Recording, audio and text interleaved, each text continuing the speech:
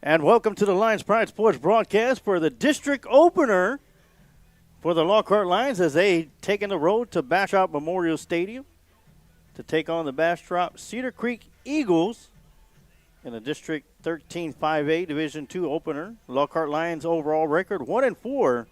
Lone victory came on homecoming night against Pflugerville Conley, and the Cedar Creek Eagles 0-4 overall and looking for their first win since, I believe, October of 2021. Of course, Lockhart Lions took a tough loss last week and the week before that against Lehman, who hadn't won a game in about a year and a half.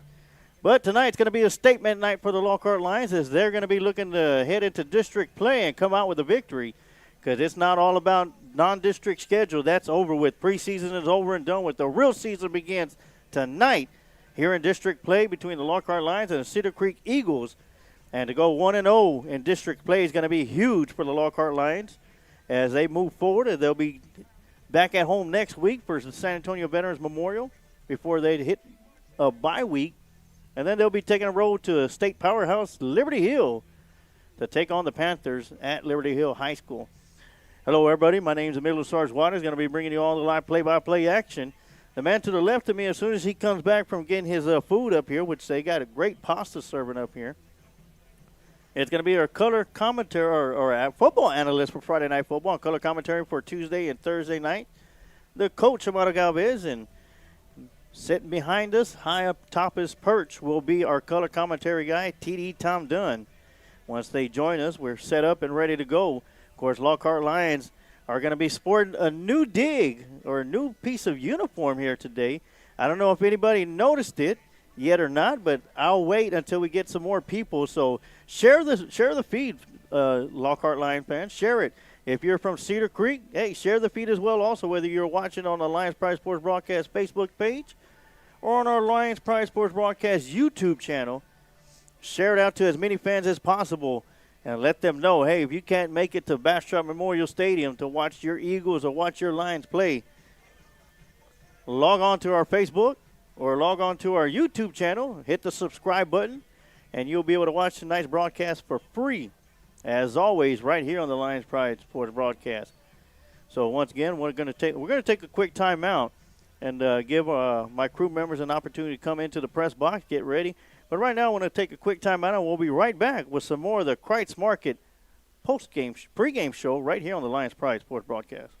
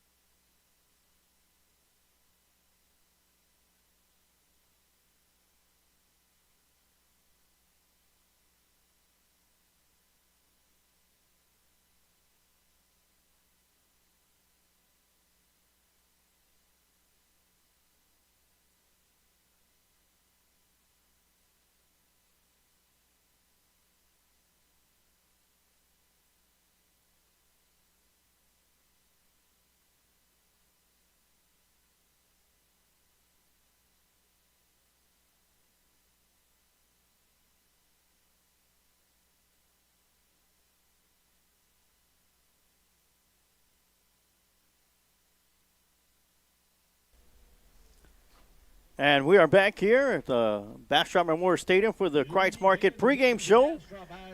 Here on the Lions Pride Sports Broadcast, as the Lockhart Lions take on the Cedar Creek Eagles in the district opener of District 13 5A Division II, as well as Lockhart Lions and Bastrop Bears starting their district play tonight. Around the district, we have a couple of more games going on. Bastrop Bears will be at Piper Warriors, and the Liberty Hill Panthers will be at Kerrville Tybee. That's going to be the other game that we're going to be focusing on as a tough matchup. Liberty Hill Panthers coming in with 2 losses already on the season.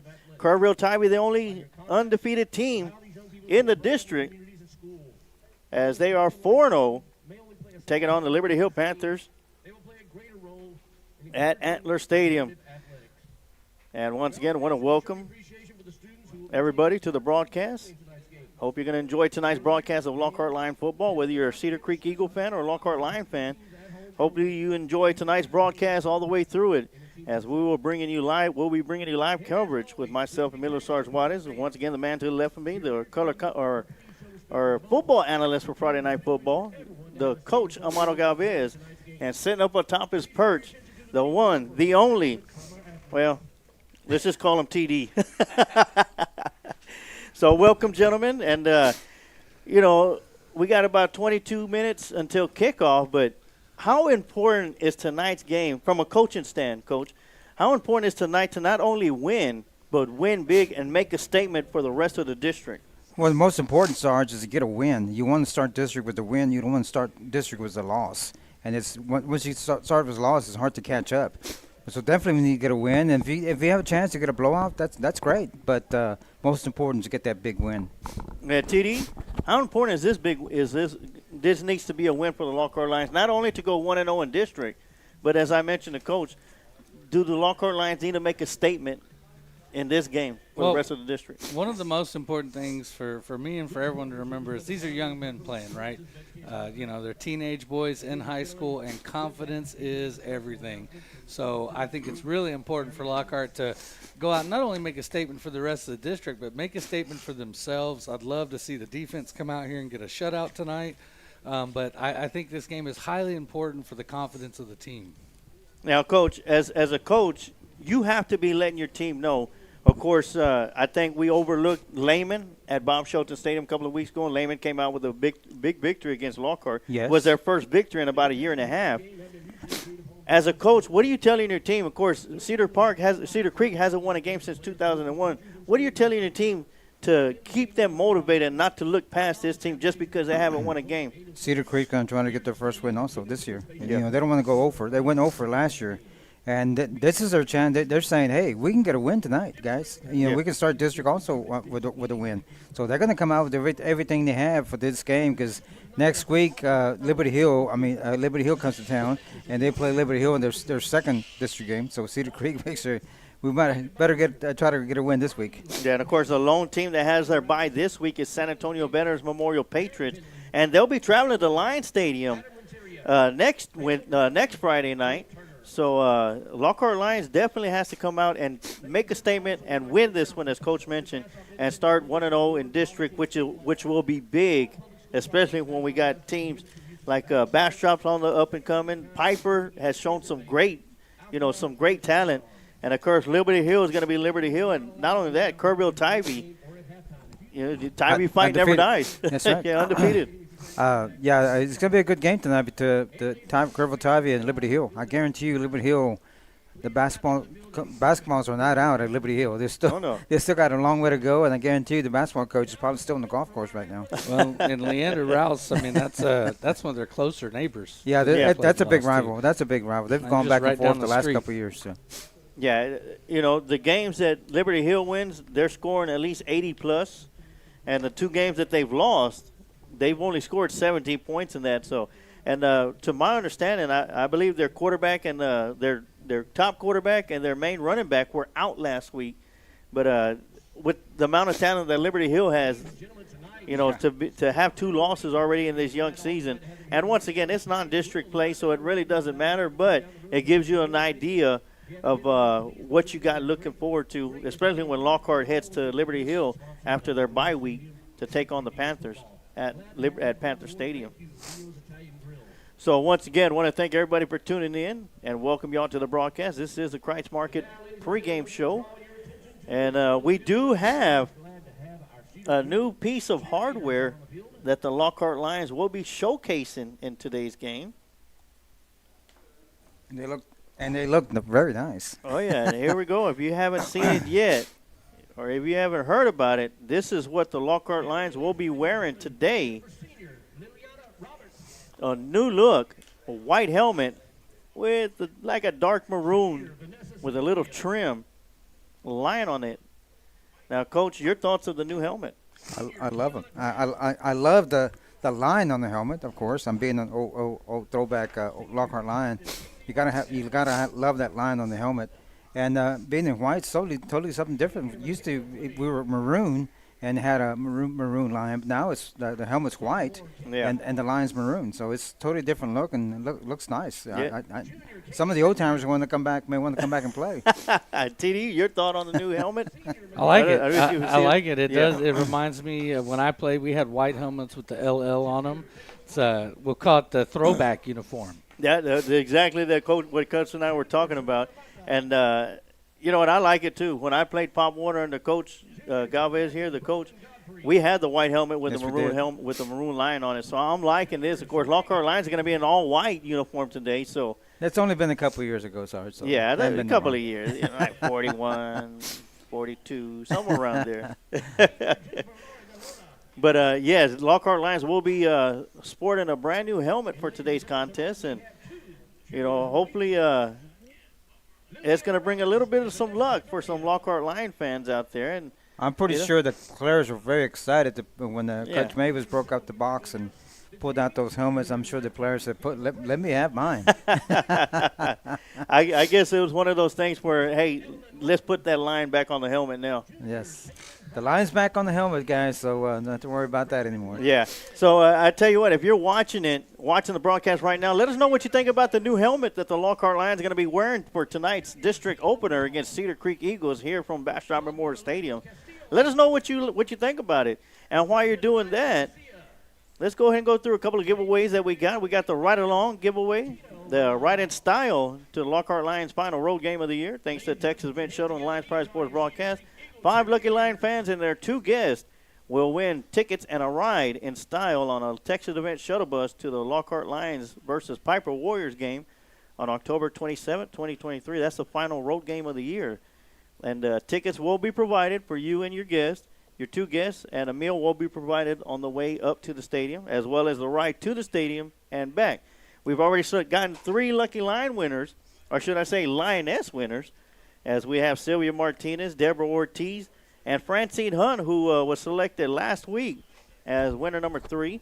On October 8th, we will be selecting our 4th and 5th winners. So we'll be able to close this one out, and you're going to be able to find out if you're going to be the lucky Lion to win either the 4th or 5th slot. You'll have to watch the Lions Roar podcast on the Lions Pride Sports broadcast. But if you haven't entered into this drawing, here's going to be your first opportunity to do so today. And you are only allowed to enter the drawing once per broadcast.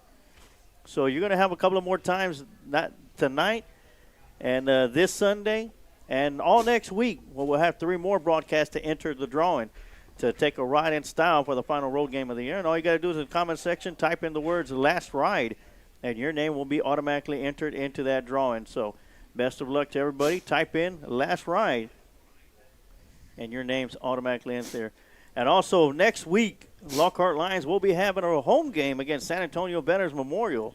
And you're going to have an opportunity to win free tickets to that game, courtesy of Kent Riddle Properties and the Lions Pride Sports broadcast. This Sunday during the Lions Roar podcast, we're going to be selecting 3 lucky Lion winners. Winner number 1 will get 2 free tickets. Winner number 2 will get 3 free tickets. And winner number 3 will get 4 free tickets to next Friday's home game, district home game, as the Lockhart Lions welcome the Patriots of San Antonio Veterans Memorial.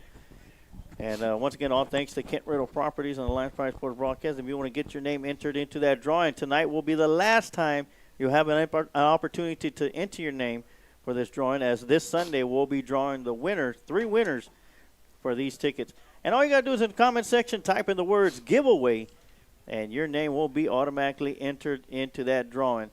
So a couple of interesting giveaways. Once again, big shout out to Kent Riddle Properties. This is his, I believe, his 4th year doing this for the Lions Pride Sports broadcast, giving Lockhart Lion fans an opportunity to go watch the Lockhart Lions for free at home. And, of course, another big shout-out to Curtis Hawkins of Texas Event Shuttle, as we got together during the off-season and came up with this. And why not give back to the Lockhart Lion fans and give them an opportunity to ride in style to the final road game of the year. And, Coach, what are the rules to be on this when you're on this bus? Yes, we only have 3 rules, guys, if you're going to ride the bus with us. Is come early, wear maroon, and be very loud. So make sure you have all those 3 ready to go. And we're going to Yeah. feed you as well. Which Yeah. I don't think we've decided on the food yet, but I vote that we have a crab boil or a shrimp boil on the bus on the way there. And Sarge is not making sandwiches tonight, that night, Yeah, I lost the vote on that. and it won't be Whataburger. No. So, Sarge, you'll have to Yeah. forgive me for my slow start. I No, spent go the ahead. last 4 days in Oklahoma, so I came Uh-oh. back probably a little don't- slower than hey, I was before I left. Oklahoma was perfect enough excuse right there. I got out of there as quick as I could. I left there at 10:30 this morning and drove Did you straight give- to the stadium. Did you give him the hook 'em horn sign? I did a couple times. So I got a couple things I want to touch on here, talking about starting district play. Wins become of utmost importance. You Yes. drop one in district, you probably still got a pretty good chance. You drop two in district, you're in real trouble. You drop three, and you're going to be watching, from the stands. Yeah, ready. with everybody like else. Coach says, breaking the basketballs out. So there was a number that jumped out at me last week. So Lockhart's offense now for 10 games straight has scored more than 30 points a game. So that's a number. Basically, you can say this. The Lockhart offense is as good as it has been in almost 80 years. It's been 79 years since they averaged that many points over the same span of games. Now, this season in particular, Lockhart has averaged 35.5 points a game. That is great. I mean, that is a high output offense. Lockhart has scored 35, 38, 31, and 38 in their first 4 games. Where Lockhart is having problems is on the defensive side of the football. So while Lockhart's averaging 35.5 points a game, they are giving up 42 defensive points per game. And I don't know the number on how long it's been since that happened, but if I had to guess, it was probably back 2 seasons ago when we went over. But essentially with the defense giving up 42 points a game, offense at 35, you got to find a way to correct that number. So I talked about confidence earlier. Really, for me, confidence not just for the team but for the defense. Yes. The defense needs to come out here tonight. They need to get takeaways. The secondary needs to stick to their men, get their hands on some balls, and maybe get some interceptions. We're going to need forced fumbles. We need to do everything we can against these Cedar Creek Eagles to bolster the confidence of that defense. And there's no shortage of talent. That's for sure. And it's almost always one mistake that costs the big touchdown. And that's what I'm looking for tonight, for Lockhart defense to play mistake-free football. And that's going to take a group effort to do that, TD. As we'll go through some comments about the helmet. Of course, Alex Mercado says, love this helmet. Eli Man, nice helmet. Eli Man even commented, I wish we had that. We had them in 2019. Okay, yeah. Yeah. So, hey, you know what? Great helmet. If you haven't seen it yet, here's one more look at it. And probably the next time we'll be showing it will be on the on the heads of the Lockhart Lions. They run out the tunnel as we get ready for kickoff. We're about 9:52 away from that. Got a slow arriving crowd. Oh, yeah. As the band is set up on the far side. And No Yes, no we'll get net the- needed tonight. no. And once again, welcome everybody to the broadcast. My name is Emilio Sarswada. Going to be bringing on the live play-by-play action. A man up on the perch right behind me, TD Tom Dunn with color commentary. Now, Coach Amano Galvez, our football analyst for Friday Night Football. And on the camera right now, showing the Lockhart Lion roaring band, it's Peter Juan is doing the camera for us once again. Did a great job at Lehman. And thought I'd give him another shot to go at it. Well, we see the band up there. It's almost like the Texas band at Alabama. They're in the nosebleed section over there on the visitor side. Just a quick reminder, folks, that don't forget about Tuesday nights. It's getting to be real exciting to broadcast these junior high football games. And the 7th grade will be here again at the Lockhart Junior High this coming Tuesday. Yeah, it's awesome. We're broadcasting football from all levels. And I'll be with the sergeant coach on Tuesday for those 7th or 8th grade games. On Thursday, you get the coach and the sarge. Tom Dunn is usually watching from Austin on that one. And then, of course, Friday nights, you get the whole crew. So mark your calendars. Oh, yeah, mark them and get them ready. And once again, we're about 8.5. Let's take another quick timeout, and we'll be right back with some more of the Kreitz Market pregame show right here on the Lions Pride Sports Broadcast.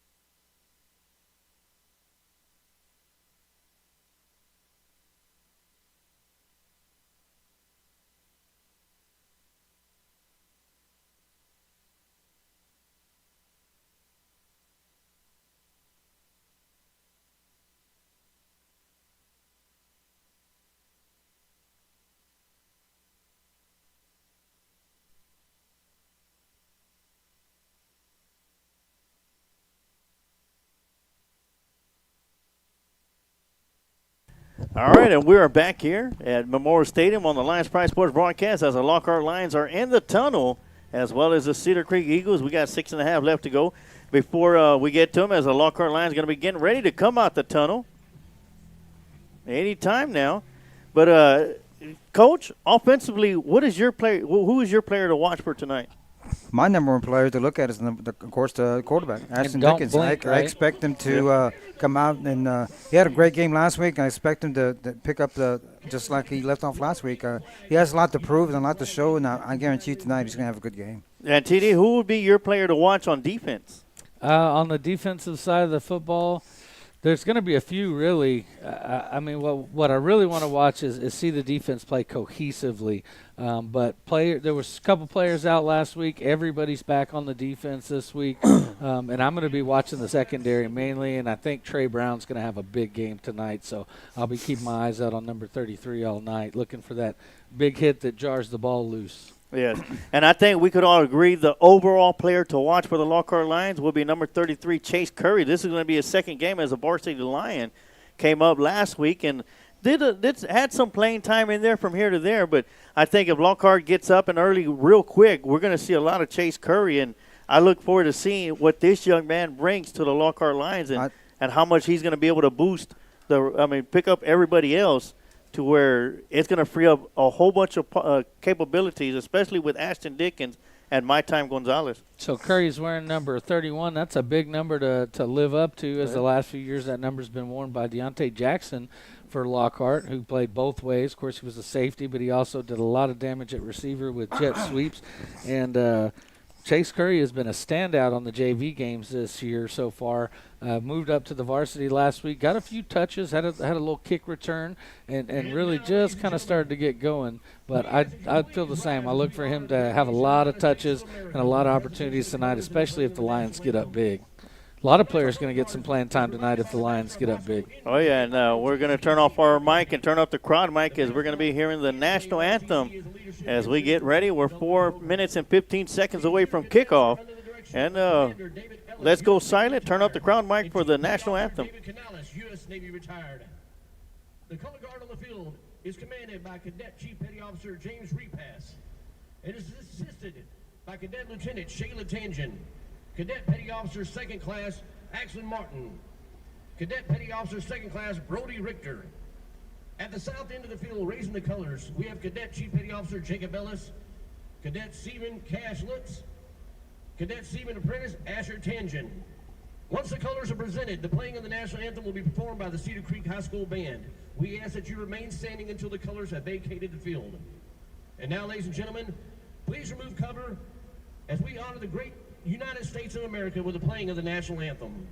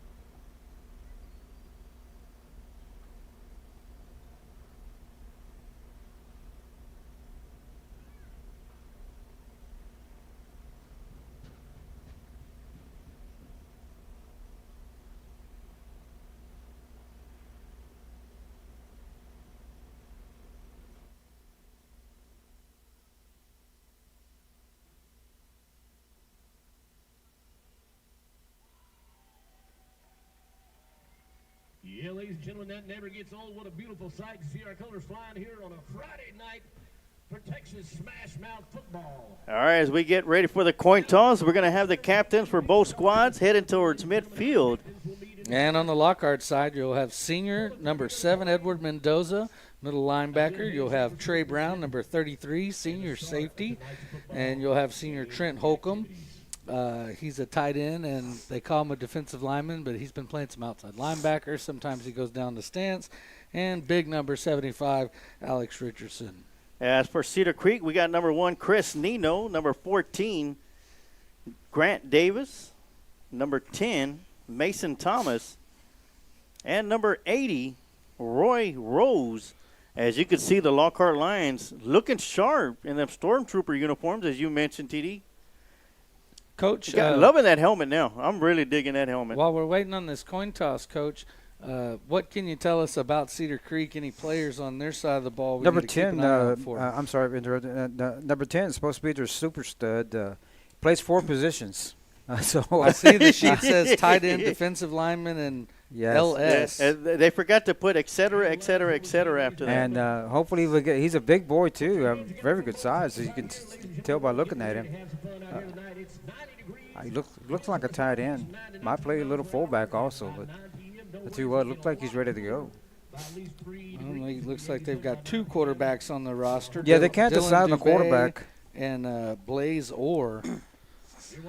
Yeah, they've been Dubé wears having using both their quarterbacks in all their games. They really haven't figured out which one that they're going to stick with. And it looks like the Lockhart Lions will be returning a kick, as we're usually accustomed to seeing them kick the ball off to start the game. Well, talking about Cedar Creek's quarterback situation, Dylan Dubé is a junior quarterback. He's number 4, and then Blaze Orr is a sophomore for them, and he'll be sporting number 11. And back deep to return the kick for the Lockhart Lions going to be number 4, Quavon Reese, the senior. And we look like we're going to have a senior freshman tandem back there. Is number 12, Jordan Haynes. Frohoff will be the other guy, yeah. And he had a couple good returns last week, one all the way out almost to midfield. Quavon Reese on the far side. Frohoff on the near side as we get set to kick district playoff here at Cedar Creek. Bastrop Memorial Stadium, and it's going to go to the freshman. It'll be at the 13-yard line. He'll bring it upfield. Got a whole bunch of room to run. Gets it out to the 35, and a face mask. Face mask over here on the sideline. That's going to be a personal foul face mask. I tell you what, then for that, he might have broken all the ways. Eventually, this freshman's going to run back a kickoff. And we'll be looking for it as he had a whole bunch of room to run. Wrong side. And we see War Room Strength Club coach Ross Alexander. I don't think anybody would mess with him. I told Sarge he's on the wrong side. I don't think anybody wants to You go tell him, Coach. You go let him know. And so we'll see the Lockhart offense come out onto the field first in those Stormtrooper uniforms. Well, it looks like they might be calling a penalty on Lockhart there. It looked like there was face mask towards the end, but I guess not. They're going to call holding on the Lions, so the Lions are going to have to start at their own 20-yard line, where it's going to be first down and 10. And we'll see Ashton Dickens coming out, leading his Lockhart line group, along with My Time Gonzalez in the backfield. He'll be offset to the left side. 2 running backs in the backfield with him. Bart Key as well. Yeah, 2 receivers up top. First play of the game coming up. Bart Key in motion. It'll be quarterback keeper going around the left side. Ashton Dickens got room to run. And he'll pick up a nice chunk of yards of about 5 yards, and that'll bring up second down and 5 for the Lions. Good tough run by the quarterback. I love that play call. Put 2 running backs in the backfield, have them both get out in front of Dickens as blockers. That's going to be hard to stop. Yes, it is. And I believe this is the first time in the 5 games that Lockhart has had that Dickens ran the first play of the game. He either passed or handed the ball off to somebody else, but this is his first rush. And it's going to be an inside handoff to My Time Gonzalez, and he's going to drag a couple of Eagles with him. Picks up the first down. Down to the 35-yard line. First down and 10 for the Lions. And parents, if you've got kids in the living room watching at home, you might want to send them to the other room. This could get ugly and be a slaughter out here. And, of course, y'all are talking about Ross Alexander, of War Room Strength Club. Of course, he's a sponsor of the War Room Strength Club fourth and final quarter.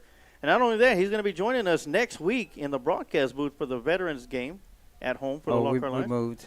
Well, no, they didn't call it. And it's going to be a quick pass out here to Quavon Reason. He's going to lose a football. That's going to be stripped away from him. But did he have control of it? Will be the answer.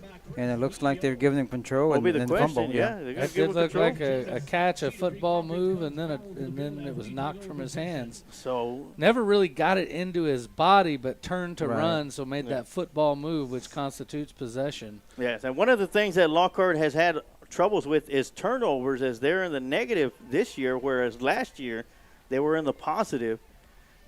But a turnover for the first drive of the game for the Lockhart Lions, and the ball is going to be turned over to the Cedar Creek Eagles. So first play here, Coach, coming out, they've got Mendoza in that nose guard position, and they're going to have Santi Guerra in there with Gathings at linebacker. Yes, sir. Good move. Dylan Doobie, in Handoff. shotgun formation, hands it off to the running back, number 26, Devon James. And that's Trey Brown coming up from his safety position to make the stop, but that's going to be a gain of 6 on first down. Senior for the Lockhart Lions this year. Look for Cedar Creek to test us in the secondary early. And test us in a big way, because that's been one of the thorns for the Lockhart line defense. And they do have number 85, Carter Bren, on the short side of the field. Up top is going to be number 80, Roy Rose. Both those guys go 6'3". So got some big targets on the outside. So here we go. Doobie gets a high snap, hands the ball off, or Quarterback. keeps it himself, goes around the right side, and he's going to be brought down after picking up the first down. Picks up the first down. Good field position for It the looks like Ben Eagle. Mendez came up with the tackle, number 22. And quarterback he was brought down by Zakiah Gathings. That's Zakiah Gathings out there. Now, I think you had the call right. Gathins was on the other side. That was definitely Mendez on that one. Of course, Zakiah Gathings coming back after missing a game. Had some little dental issues, but he is back, and I know he's ready for this one. Quick throw out here to the near side, and that one's going to be caught. Good tackle, number 4. And it's going to be down at the 21-yard line. It'll bring up second down and 3. Coach, that receiver is going to be dizzy after we spun him around 2 or 3 Yeah. times there. That was number 85, Brent Carter, on the reception.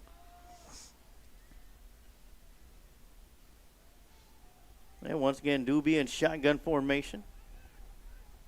Second down and 3. Inside handoff to number 26, and he'll pick up another first down to the 16-yard line. Too much, way too much. That's Devon James with the carry. David James brought down by Tyler Stanton. And the Eagles are inside of the red zone. Here in the Changing Faces Academy first quarter here on the Lions Pride Sports Broadcast. It is 1st and 10. Eagles got a receiver up top, one to the bottom. Once again, it fakes the handoff, Ooh. post pattern, and that one's going to go in and out of the hands of the receiver. And Bart Key all over him, making the hit to dislodge that ball before Cedar Creek could score. Yeah, I almost had it for a touchdown. Well, the route was there, the throw was there, but so was Key. And that'll bring up second down and 10. Lockhart will change out a couple personnel. Gentlemen, that was Eric Alexander, not Ross Alexander. Okay. Well, that's an easy mistake to make. I've been making it for over 20 years. So Right off the fingertips, ladies and gentlemen. The pass is no good. We're going back. So after the incomplete pass, it's going to make it second down and 10 from the 16-yard line. And the reason I know is because Ross Alexander chimed in. So y'all might see Eric out there. Trinity's boyfriend is number 10 for Cedar Creek, Mason Thomas. So an inside handoff, that's going to be good for 3. So that's going to bring up 3rd and 7. and Gathings and Brown combined to make that stop, as well as Mendoza was in there as well. So Lockhart defense starting to stiffen up. Brings up a big third down. Sarge, did you take the crowd mic down just to hear? I started listening to him. Yeah, big third down for the Lions. This defense, they won a shutout tonight. We don't know about field goal range, but they better do something here to keep them out of the end zone. Yes, big 3rd down and 7 coming up. And they'll make the handoff post pattern, and that one's going to be incomplete. Incomplete, but we got a defensive holding or pass interference. I would defend that ball was uncatchable. It was, and it almost looked like some miscommunication as the receiver was running the slant. Reese definitely caught him around the waist and slung him down, but it looked like the quarterback threw the fade. So there's about 10, 12 yards difference in between where that ball was going and where that receiver was headed. And it looks like are they going to mark it off? They are. It's going to be half the distance to the goal line. And Automatic that's gonna first give 'em down. a fresh set of downs inside the 5-yard line. Ball will be at the 2. That's a little bit more than half the distance to the goal line. It sure is. Here we go. Yeah, so it's going to be first down and go from the 2-yard line.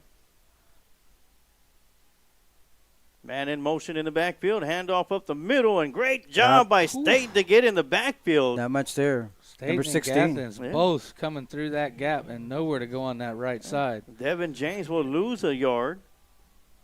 That'll be marked at the 3, so that'll bring up they're going to mark them back to the 2-yard line. So it'll bring up second down and go from the 2-yard line. This Bunch looks like formation. Quarterback sneak. Quarterback sneak. Good call. Not much movement there. Still moving. And let's see. And they blow No the signal. whistle, and that's going to be shy of the end zone inside the 1.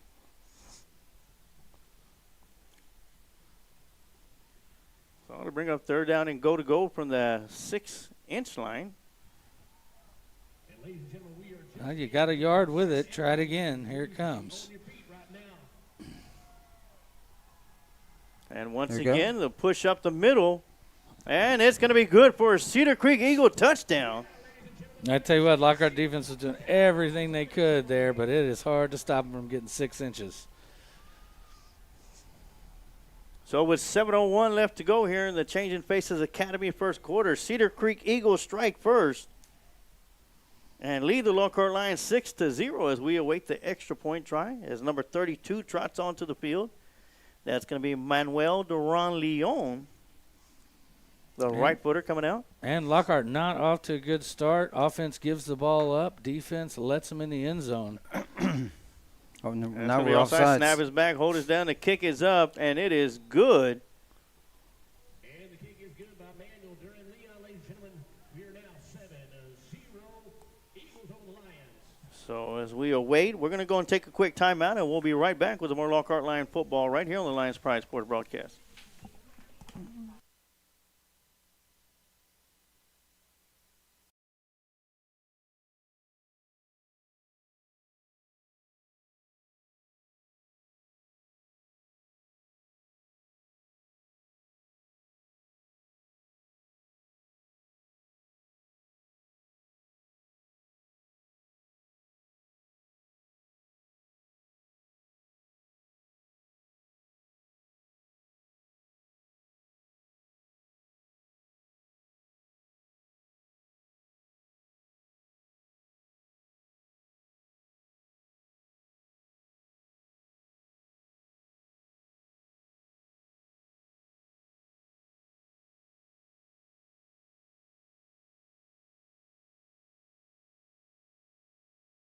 And we are back after the Cedar Creek Eagle touchdown as we get ready to kick this one away. Once again, as Manuel Duran Leon will be set up to kick this one away. Quavon Reese and Jordan Frohawk back deep. And once again, Frohawk will return this one. He'll pick it up at the 15-yard line, brings it upfield, out to the 30.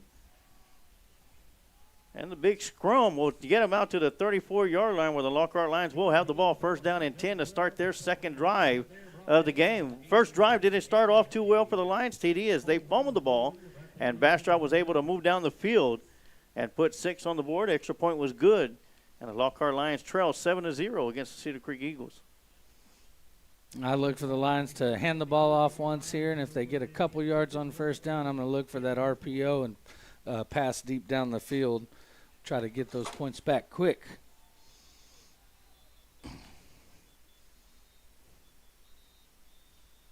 Official timeout. Okay. He's asking for more time on the clock. And they've got it set.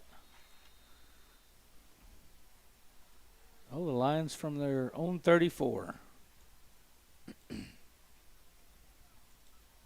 And Dolph Gonzalez still And going. Gonzalez still moving, put his hand down on the ground and stood up. It looks like they're going to mark him down at the line of scrimmage. saying his knee touched the ground. So that's going to bring up 2nd down and 10. Cue up the replay. I want to see it. Yeah.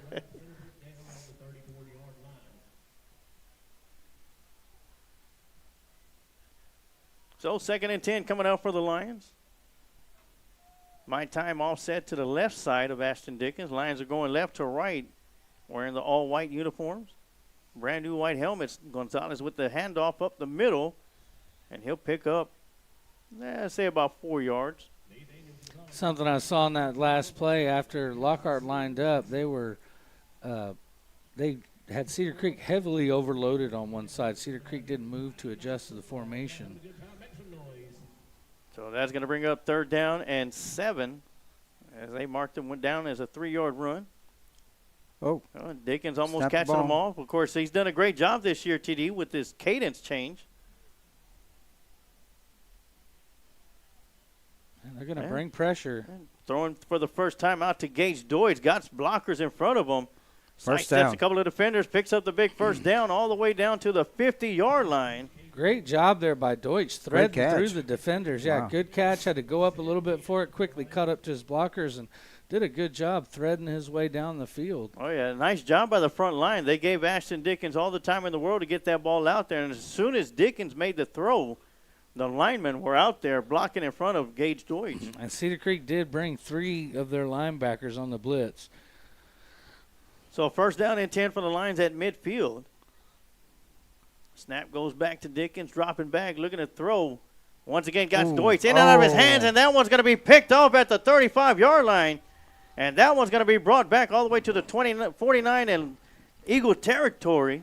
And that ball thrown a little bit behind Deutsch. He's reaching back to try to get it, and sometimes best just to let that one roll. But I think it probably would have been picked whether he tips it or not there. That So was Lockhart that turns wasn't the the ball. quarterback's fault. Lockhart turns the ball over for the 2nd time. And a 2nd drive in a row. Got to get the ball back. Now, Lockhart Lions defense really needs to step up here and keep Cedar Creek out of the end zone, and more importantly, get the ball back. And once again, Doobie comes out onto the field.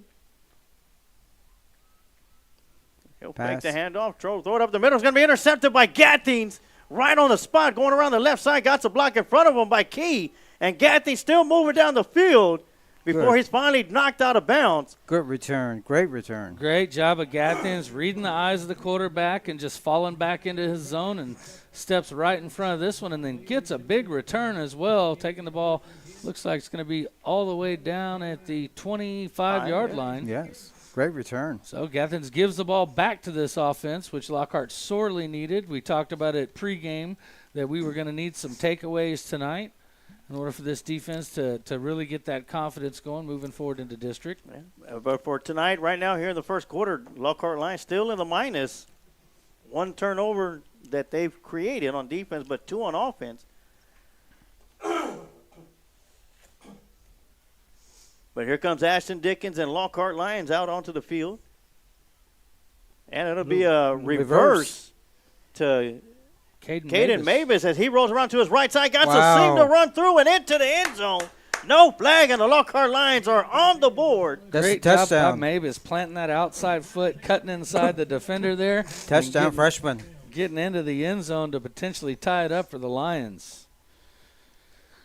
And that's a great utilization of a player who's wearing a cast. He probably can't catch a whole lot of footballs, but that's how you get the ball into his hands, and you do it while he's moving. He can run fast. He sure can.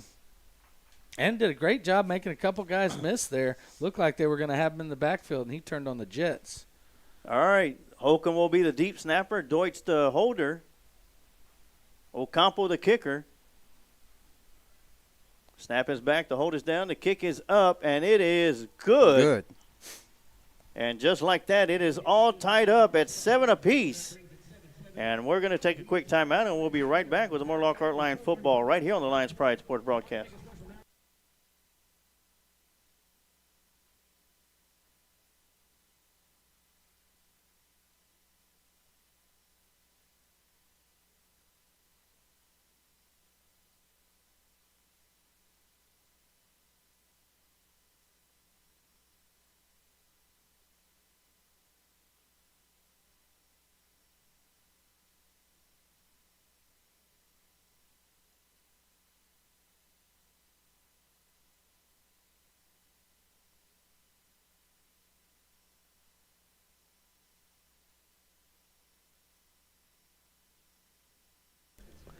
And once again, welcome to the broadcast as the Lockhart Lions put 6 on the board on a reverse to Caden Mavis, and he gets the ball into the end zone. The Ocampo extra point kick is good.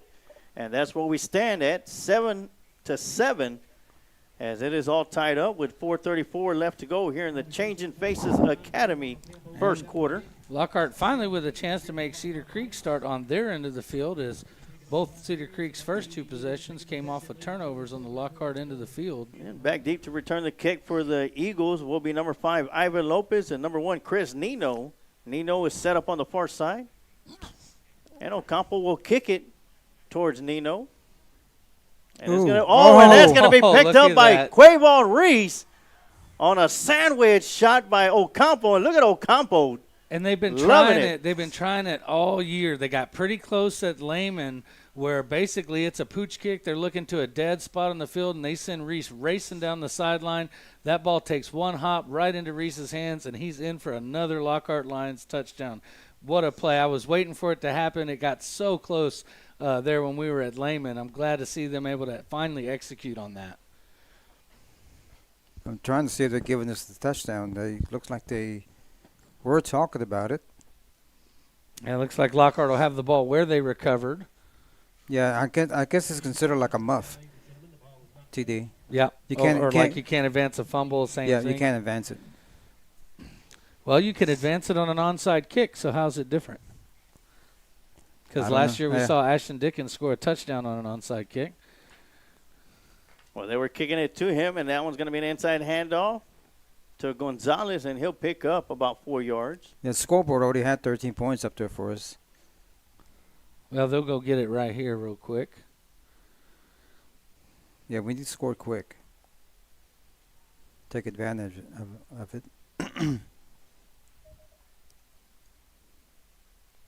So here we go, 2nd down and 7 coming up.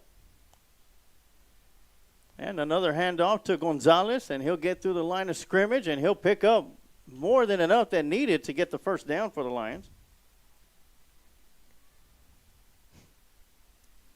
First down. Ball carried by Nathaniel Gonzalez. That'll be 1st and 10 for the Lions. We're going to go let that announcer know that it's my time, Gonzalez. Thinks his name's Nathaniel. 1st down and 10. And Dickens will get the play in from Coach Gilbert.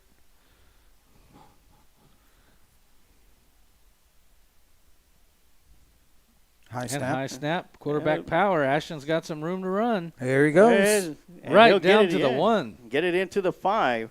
Great run. Inside the 5. Great tough run. For a great run down and be now 1st and goal. And we're back after the Cedar Creek Eagle touchdown. I forgot.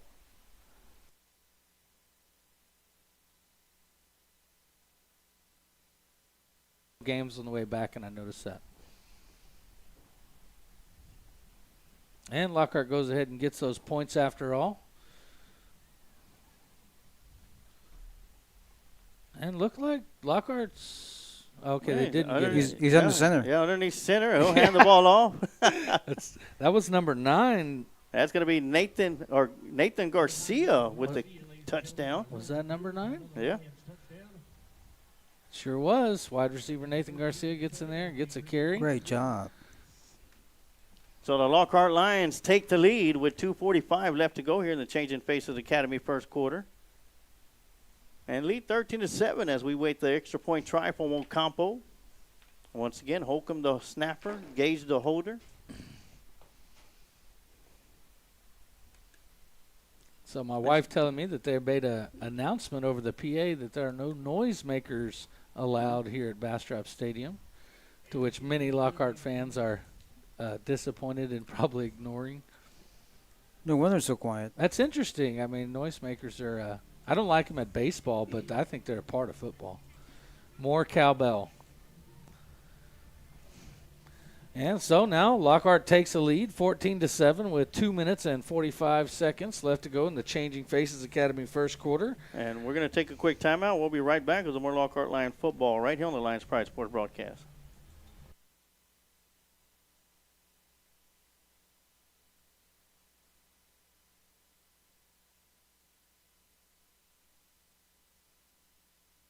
experience. From diagnostics, AC repair and brakes, to rebuilding engines and transmissions, Car Care Automotive is the place to go to get you off your feet and your car back on the street. Call 512-945-8105 for more information.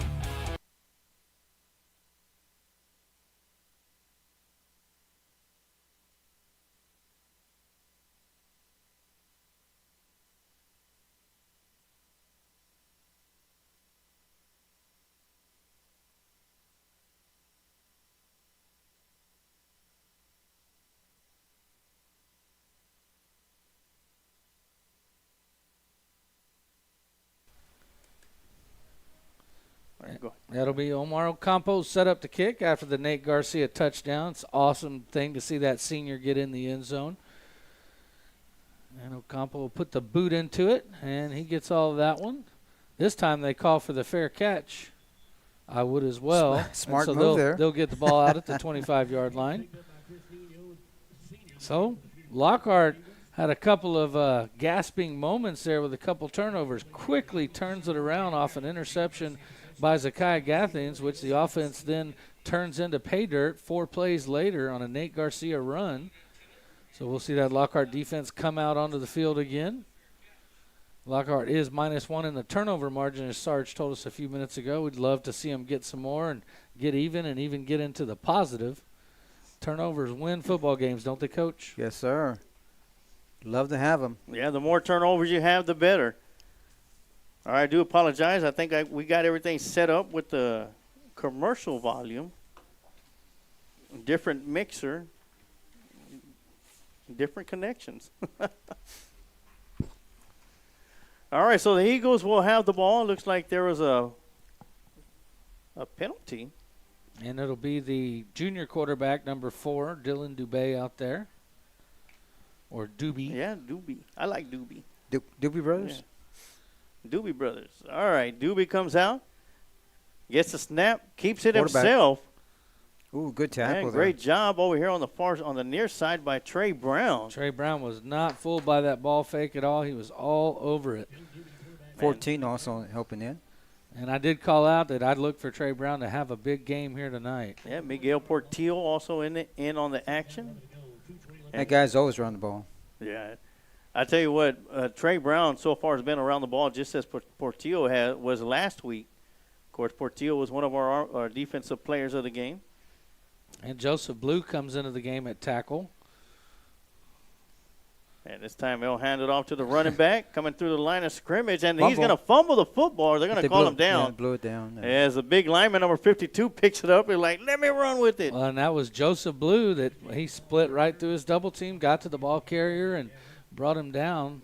I don't know. It looked like that ball came loose, but I guess they whistled the full progress. It was blown down. But that's a good sign. Signs of good things. Whether the ball's coming out before a whistle or after, that's always a good sign. And so Joseph Blue gets in the game and makes his presence felt immediately. Big third down here.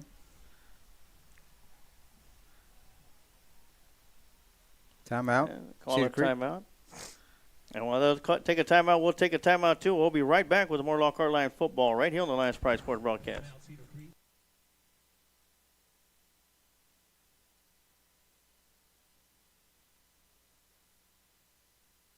But welcome those walking the path of their reveries. We make it our purpose to teach beyond just a skill set of cutting hair. In fact, we want to help with communication dexterity, give you the abilities to not only build clientele, but to be able to build off one. A good barber is the customer service he or she gives. And that is the mission here at Changing Faces Barber Academy. If you are interested in making a career of becoming a barber, you can visit our website at cfbarberacademy.com. Or stop on by at 900 Bug Lane Suite 115 in San Marcos, Texas.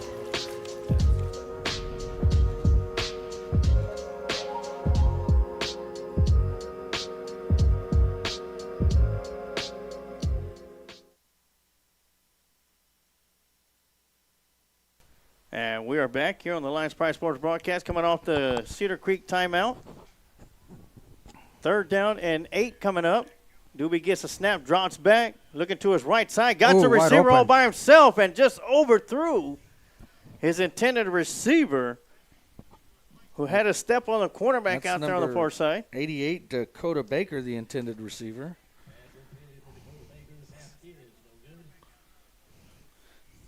Buddy Jim Hughes watching from his beach house down at the coast. Lets me know he says defense is picking it up.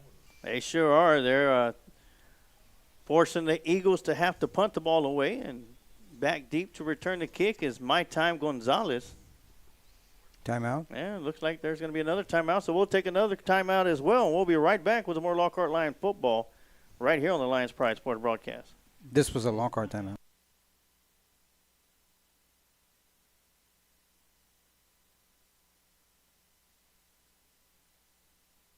Occasion. Adrian Gutierrez Photography is the right one to turn that special moment into a memory that will last a lifetime. Adrian Gutierrez proudly supports Lockhart Lion athletics and can be seen at many events in Lockhart, as well as at Lockhart Lions sporting events, offering his time to create special moments for the Lockhart community. You can contact Adrian Gutierrez Photography at 512-227-6794, email adriangutierrezphotography@gmail.com, or his website adriangutierrezphotography.com.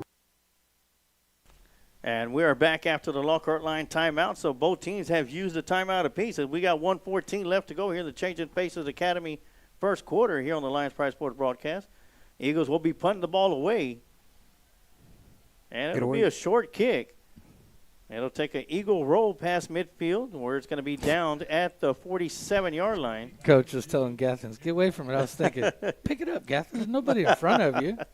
He thought about it. He looked down. He thought about it, and he thought better of it.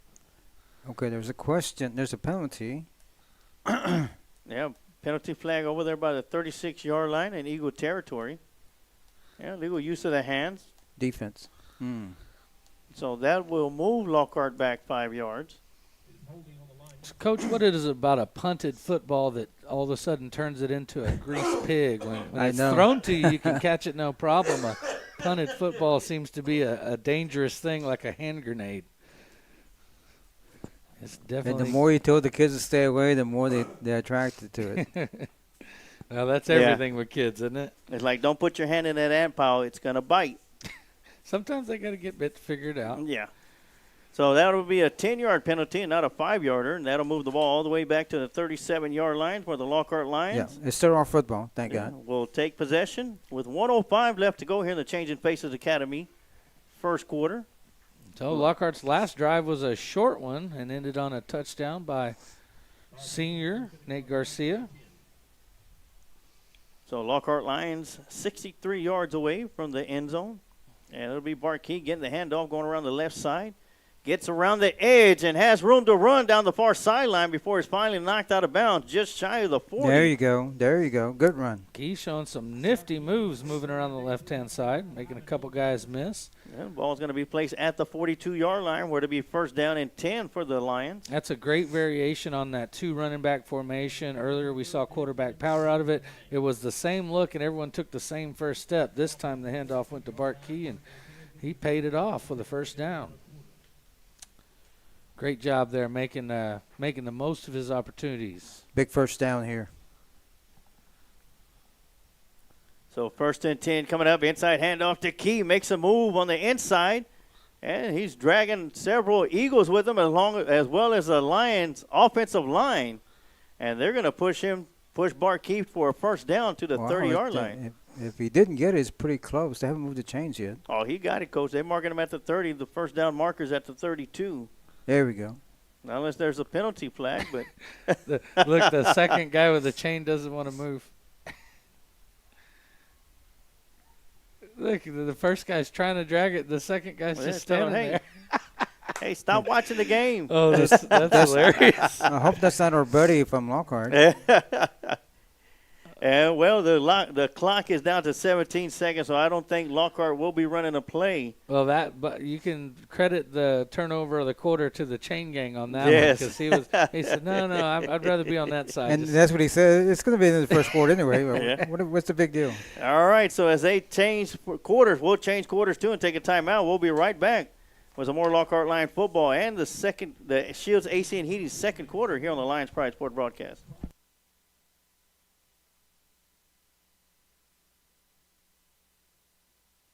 your air conditioning and heating repairs.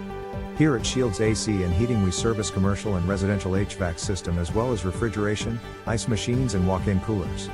So, if you're in need of commercial or residential AC repairs, you can count on Shields AC and Heating to be there for you by calling us at 512-227-1219. We take pride in your comfort.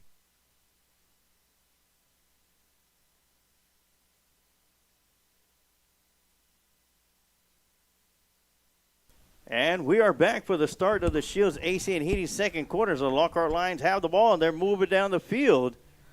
They have it first down and 10 at the Eagle 30-yard line as the Lockhart Lions are now going from right to left. Lockhart having a lot of success with this 21 personnel, two running backs, one tight end.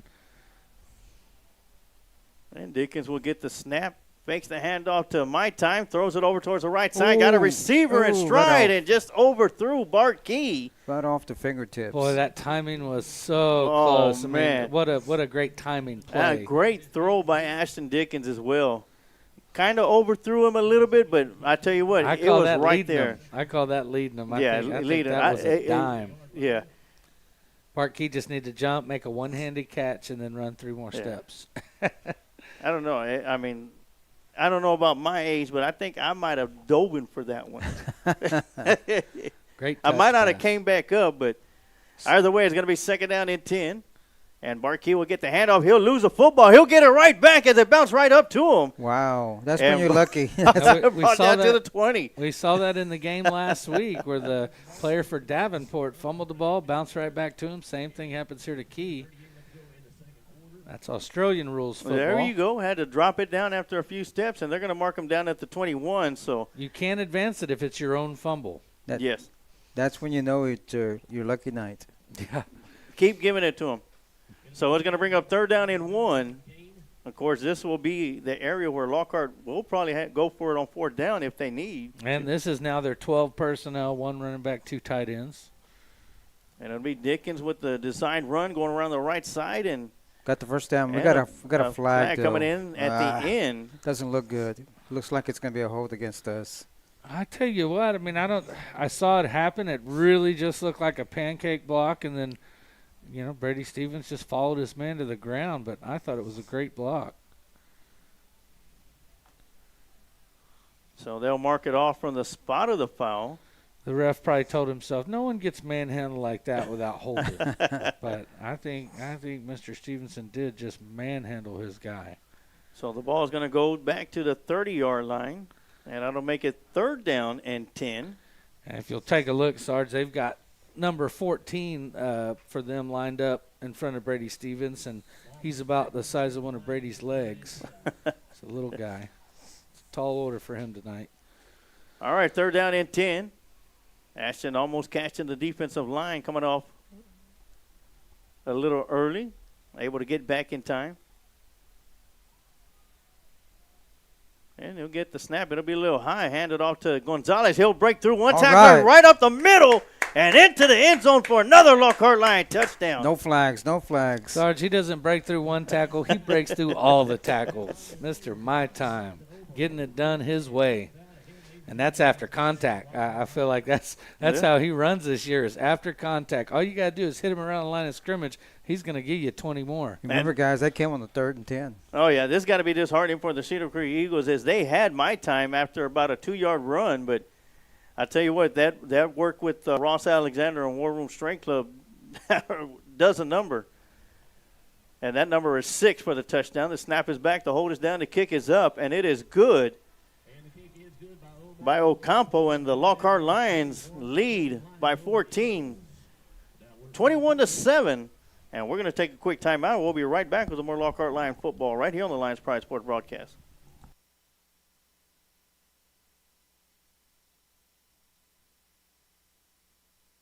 Appetizers, fried chicken, burgers, and salads, Old Pal is the right place for your hunger. We're open 7 days a week, Sunday through Thursday, 11 a.m. to 10 p.m., and Fridays and Saturdays from 11 a.m. to 12 a.m.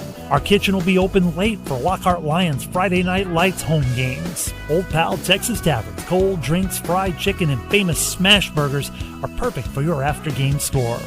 At Old Pal's, we are proud supporters of the Lockhart Lions and the Lions Pride Sports broadcast.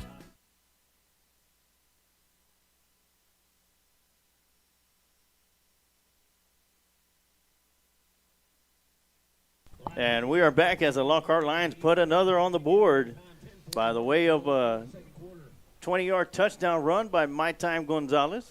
And deep for Cedar Creek will be number 1, Chris Nino, and be number 9, R.J. Torres. Don't get confused. He's not the pitcher. And this one's going to go to Nino here on the near side. He'll catch it at his own 4-yard line, bring it upfield. Nice little move to get some room, and Quavon Reese unable to bring him down with an arm tackle. But coming up to make the stop will be number 22, Ben Mendez, after a great return by number 1, Chris Nino.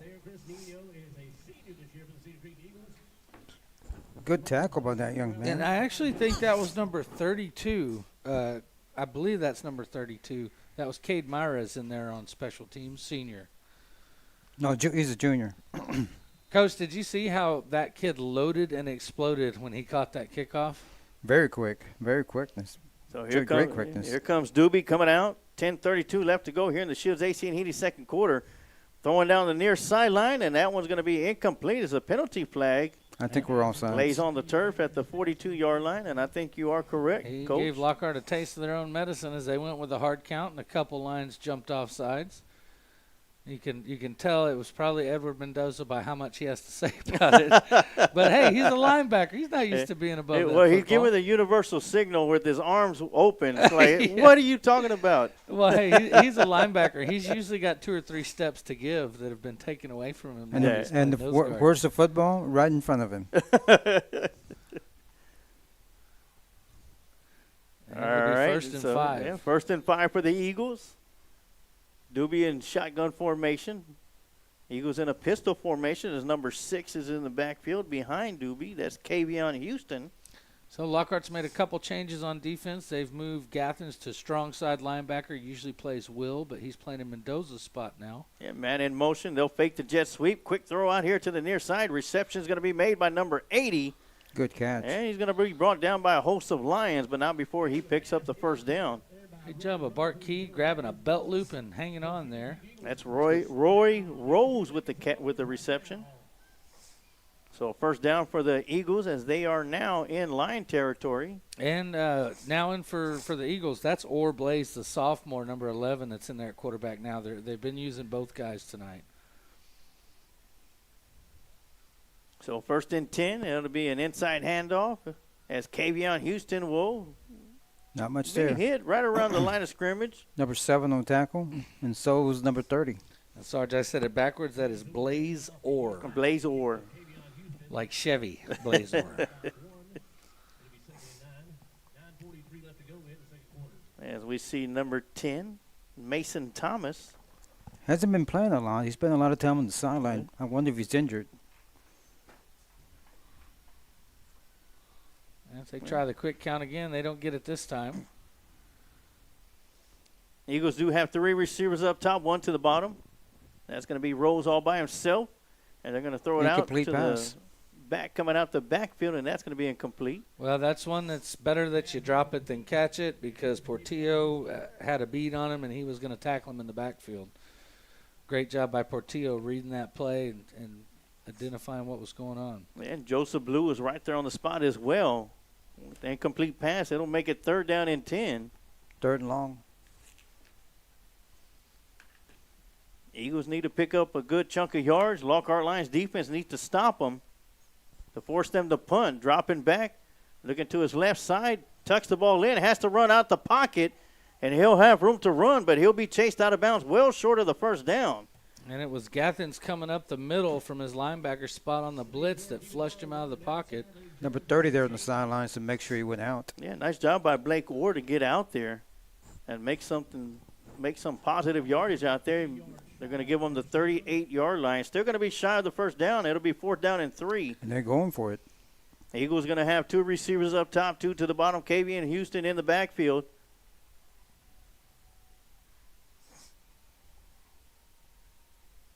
Blake Orr looked like he was trying to rush the center. Of course, they're trying to draw the lines off sides. Blaze. Blaze. That's a tough one, but with a name like Blaze, we got to definitely honor it. We'll see. Looks like going to take a timeout. Yeah, the Eagles will take a timeout, and while they'll take a timeout, we'll take a timeout too. We'll be right back with more Lockhart Lion football right here on the Lions Pride Sports broadcast.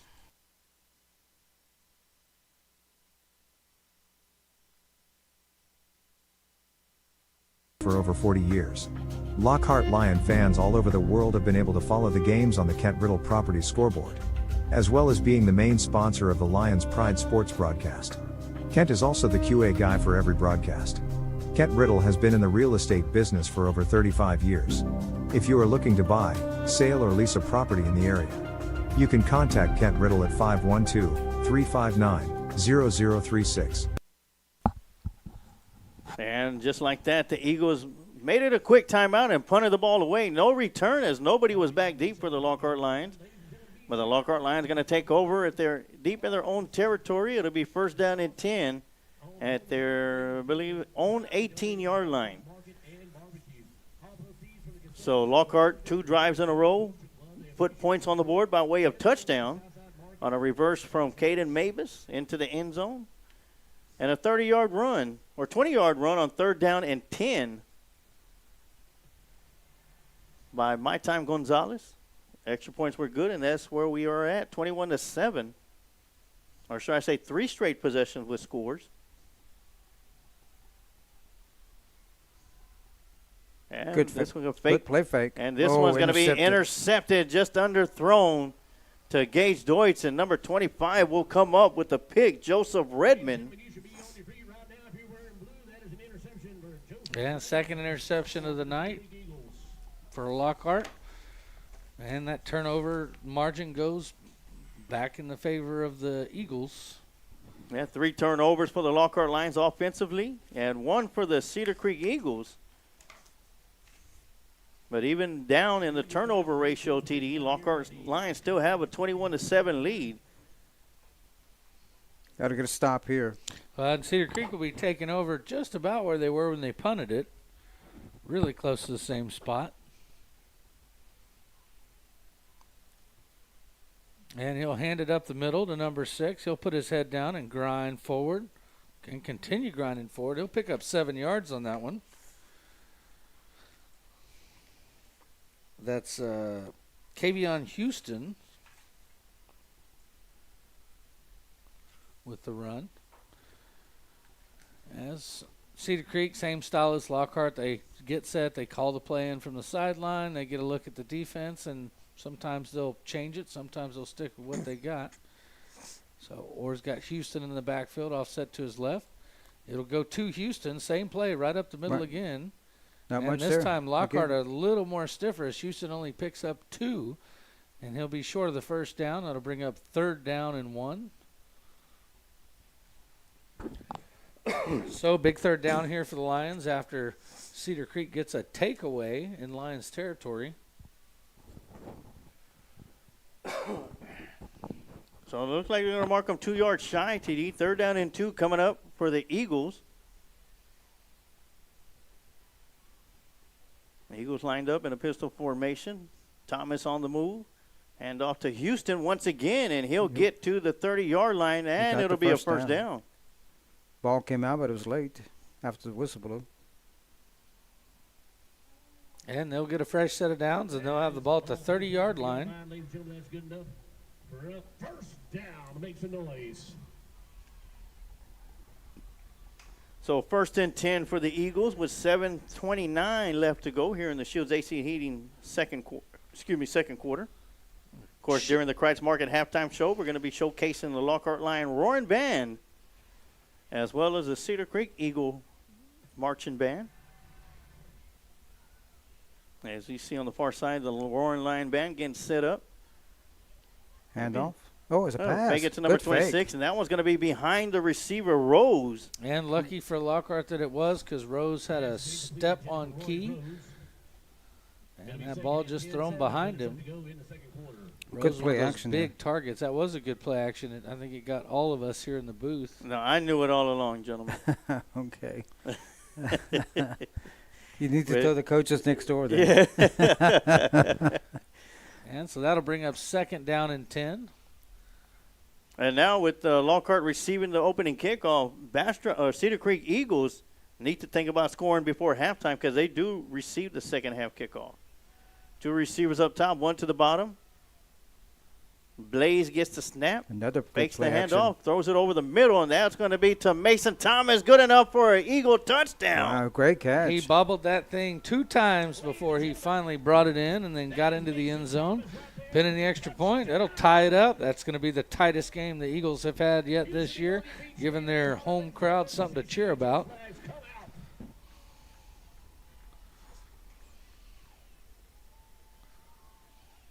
I had to fix the scoreboard. Well, Lockhart Lions do have 21. There we go. Yeah, now it's fixed. So 21. it's not tied up. All right, so here we go. Snap is back. The hold is down. The kick is up, and it is good. Yeah, I can't see the other scoreboard from up here. All right, Lockhart leads by 7. Cedar Creek starting to close the gap. Yeah, 21-14. We'll take a timeout, and we'll be right back with some more Lockhart Lion football right here on the Lions Pride Sports broadcast.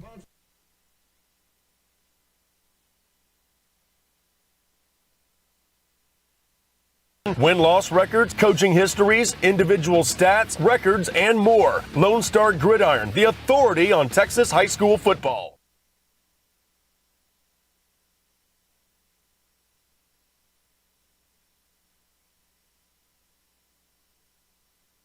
Plenty of time to score here.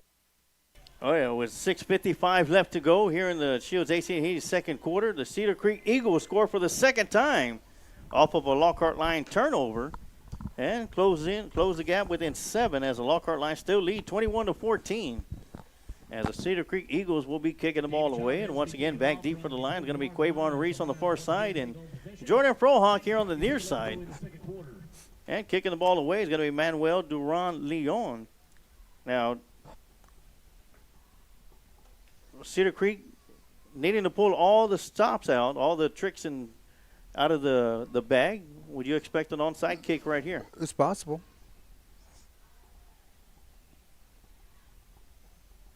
No. There's going to be a high kick, and that'll be fielded right around the 27-yard line. Why did they blow the whistle? Okay, maybe he signaled for a fair catch.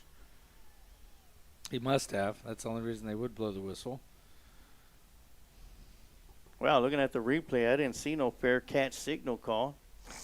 So Cedar Creek's highest score this year was 24 points in a loss against San Antonio Southside. They lost 31-24.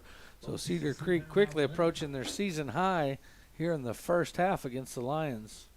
Yeah, Lockhart Lions are 2 touchdowns shy of reaching their season average on offense. So here come the Lockhart Lions. Once again, 6:52 left to go till halftime. Ashton Dickens back in the backfield with My Time Gonzalez. 1 receiver up top, 2 to the bottom. And Ashton with the run. Keeps it himself. Comes around to the 40.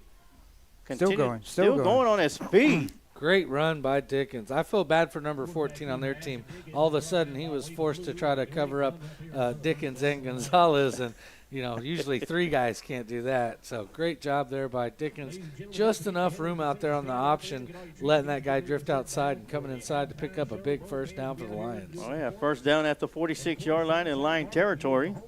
That's got to be scary, huh, Coach? You're out there defending the option, and you see Dickens and Gonzalez coming at you. Pick Pick your poison. Who do Pick you your want poison, to carry it? exactly.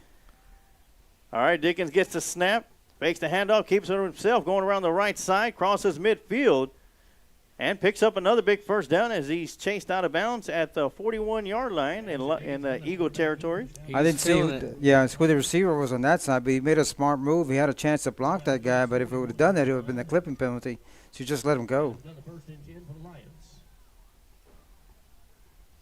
Ashton Dickens getting it done with his feet, 2 back-to-back first downs. And inside handoff to Gonzalez, and Gonzalez once again with a tough run. Close to a first down. Yeah, breaking through several arm tackles. That's what I'm talking about. Brady Stevens just continuing to get big pancakes on the field. 21 has to come off. Lost his helmet. I wouldn't be happy about it either. Benjamin Young. And that'll bring up second down and 1 on a 9-yard run by Gonzalez. As the clock continues to wind down, 5:40 left to go here in the Shields AC&T second quarter. Key in motion in the backfield. False start is going to be called on the Lions, so that'll push them back 5. That'll make it 2nd and 6. A little motion by the running back cost us. And now number 21 gets to come back into the ball game. And Lockhart once again back to that 21 set. Two running backs, one tight end. That's Staten, who's the tight end right now. And then, of course, Key and Gonzalez at running back. And Gonzalez will get the handoff up the middle. And he'll be stuffed with forward progress down at the 35. Or at the 34. So that'll bring up 3rd and short. And 3rd and 3 coming up. And Lockhart back to their 12 personnel again. Got Gage Deutsch here on the near side. Looks like Jordan Frohock on the far side. And look how this cornerback is pressing Deutsch. Inside handoff to My Time Gonzalez. Gets through the line of scrimmage with a burst. Got the first down. And picks up the first down, as Coach mentioned, crossing the 30-yard line down to the 27. So Chris Nino, number 1 for Cedar Creek. He's manned up with Gage Deutsch, number 1 for Lockhart. And he is pressing him, and that's a big deal because all it takes is one step. If Deutsch can get behind him, there's going to be nobody else. He's not getting any safety help over the top. Also a big height disadvantage there, TD. Yeah, that looks like a mismatch. And Quavon Reese in motion. He'll get the handoff with the jet sweep. Cuts it upfield, and he'll pick up about 6 yards. That'll bring up 2nd out and 4. And good job by number 44, Cedar Creek, Tristan Cornwell, coming off the block of Gonzalez to make a first down saving tackle. And they're going to mark it with a 5-yard run, so that'll be 2nd and 5 coming up. As we see Aiden Scott coming into the ball game as a receiver. Done a fantastic job on the defensive side. And they'll fake the jet sweep to Scott. Rolling to his left side. Intended target was Gage Deutsch and had to throw that one away. Smart move by the quarterback. Yeah, number 17 was sitting on that route. It's a good job by Ashton to put that ball into the turf. So that'll bring up 3rd down and 5. It's a great design play, but 17 just was not fooled by it.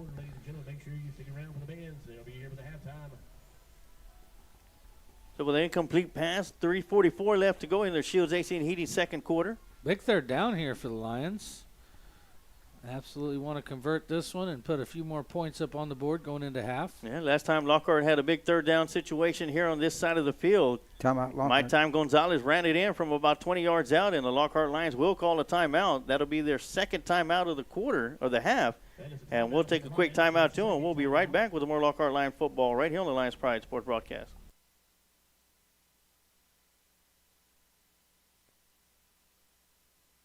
Level? Then join us at Lions Legacy, where our dedicated and experienced coaches provide free group training sessions to help you improve your skills and reach your full potential. We also offer low-cost private and sports-specific training as well. But that's not all. By joining our Legacy program, you'll have access to camps, scholarships, community events, team building exercises, tutoring, and more throughout your school and athletic career. So come be a part of something special and start building your legacy today. Join us at Lions Legacy and let's take your game to the next level. For more info, go to www.lionslegacy.org or call us at 512-200-2005. And we are back from the Lockhart line timeout as a penalty flag comes right out. They call that against us? That was a false start called against the Lions. And that'll back them up 5 yards. So instead of 3rd down and 5, Lockhart Lions will be looking at 3rd down and 10. And that's in a completely different place on your play sheet if you're the coach. Repeat the down, it'll be 3rd and 10, 3:44 left to go in the second quarter.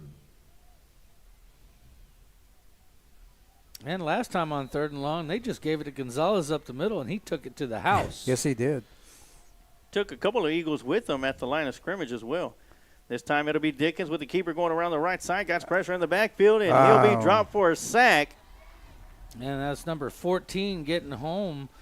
Number 14 showing his toughness. Great job of getting penetration. That's going to be a 7-yard loss. Came unblocked.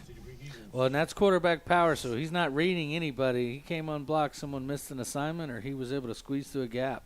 So that's going to bring up 4th down and 7. Make it 4th down and 6 for the Lockhart, or 16 for the Lions. And we're going for it. Well, and that's hat on a hat on that quarterback power play. We'll see if Lockhart maybe just looks to try to draw him off sides. And a timeout's going to be called by the Eagles. So that's it for the Eagles. They use their 3rd and final timeout. And we'll take a quick timeout, too. We'll be right back with more Lockhart Lion football right here on the Lions Pride Sports Broadcast.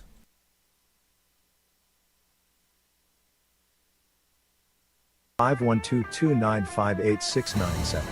Quantum Towing has been a family-owned business since its inception in 2000. We offer 24-hour towing and recovery services for your vehicle. We also offer a wide range of services such as lockouts, jump starts, tire change, winch outs, and environmental hazard cleanups. With 4 locations that cover Kyle, San Marcos, Hulen, and Lockhart. Quantum Towing is only a phone call away for all of your towing needs.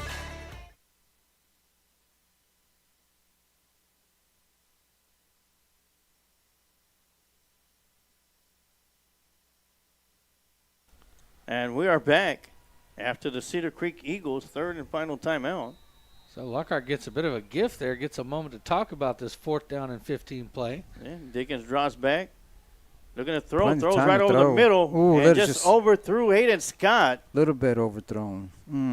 And on the defender, Seth Staples, right there on the spot. So it's going to be incomplete and a turnover on downs. And plenty of time left for Cedar Creek to try to capitalize. 2 minutes, 57 seconds left.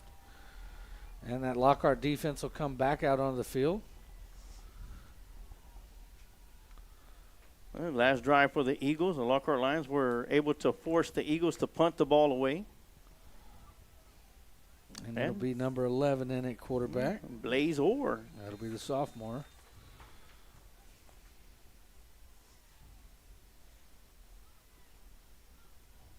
As the Eagles will look towards their sideline to get the play call. 3 receivers to the bottom. Orr drops back, looks to his right, has a receiver, Good number catch. 12. Ooh, good tackle by number 2. Textbook tackle by Bart Key with Portillo coming in to assist. Remember, Cedar Creek has no timeouts left. Yeah, he's going to be Aiden Pace with the reception. And the house PA man only calls Portillo, and Key goes, hey, man, I had a good hit on that, which he definitely did. It looked like Key, after he hit him, was going after the ball when Portillo came in and helped with cleanup duty. Yeah, Blaze gets the snap, looks to his left now, and throws it out there. It'll be incomplete as Portillo was right there to disrupt the timing of the pass. And what we're seeing is they're trying to get the ball out of his hands quick and get the ball out on the perimeter. Intended receiver was R.J. Torres, and that one's going to be incomplete. That'll stop the clock with 2:18 left to go. And Coach, running plays. Oh, go ahead. Sorry, go ahead. Running plays like that will really test your defense sideline to sideline. Oh, yeah, 3rd down and 3 coming up for the Eagles in the backfield with Blaze is Devin James, and he'll shift over, be offset to the right side of Blaze. R.J. Torres in motion, quick throw to the and that was a big miscommunication out there. It's number 18, Jaden Burnett. Ooh, he had almost came up with one. Nobody was out there. And so just like that, have one positive play, and then don't move the ball after that, and they'll punt it away to Lockhart. And Lockhart now will get the ball back with plenty of time left as those incompletions stop the clock. Yeah, nobody back to return the kick for Lockhart. Looks like they're going to try and block this one. As Manuel Duran-Leon stands at his own 25-yard line. It's going to be a low snap as it bounces back to him. But he's going to get a beautiful spiral out of there. And it's going to take a Lockhart Lion bounce and roll. Good bounce for Lockhart. The Eagles are letting it roll. Across the 35 down to the 36. So the Eagles on that one of the players shooing the other ones away, backing up, letting it roll. And after they finally grab it, one of them whacks him on the side of the helmet and says, hey, man, rolling the wrong way. Yeah. Yes. So Lockhart gets 4 or 5 extra yards there by Cedar Creek watching that one roll. And that'll put the ball, it's going to be on the, looks like the 36-yard line. 36, where it'll be first down and 10 and 2 minutes and 2 seconds left to go. 64 yards to pay dirt. Yeah, line's going to have 2 receivers up top, 1 to the bottom. That's Gage Deutsch all by himself. My time Gonzalez in the backfield. And Quarterback. quarterback keeper as he goes right up the middle, and he's going to be brought down. Need to hurry up and go. On a great tackle by number 14 for the Eagles. Grant Davis. It's not a first down. Hurry up and go. And Grant Davis has been all over the field for them. I talked about him being small and lined up in front of Big Brady Stevenson earlier, but he's definitely making his presence felt out there. And hand off to My Time Gonzalez going around the right side, breaks off arm tackle, cuts it upfield, picks up the first down. Nifty footwork by Clock Gonzalez. stops, so call the play and let's go. It's going to be down at the 50-yard line. That'll stop the clock momentarily with 90 seconds left to go. Coach, this is an area of the game where we've seen Lockhart bleed a bit too much clock before. Yes. We'll see how they kind of execute their 2 minute here as the clock is running. It's going down. Or it should be. There it goes. A high snap to Dickens. He'll keep it himself. Goes over the right side, and he'll pick up the big first down and more. And he's finally going to be stopped at the 32-yard line. And clock stops now, so we have to hurry up and get lined up and call the play. Minute 16 left to go.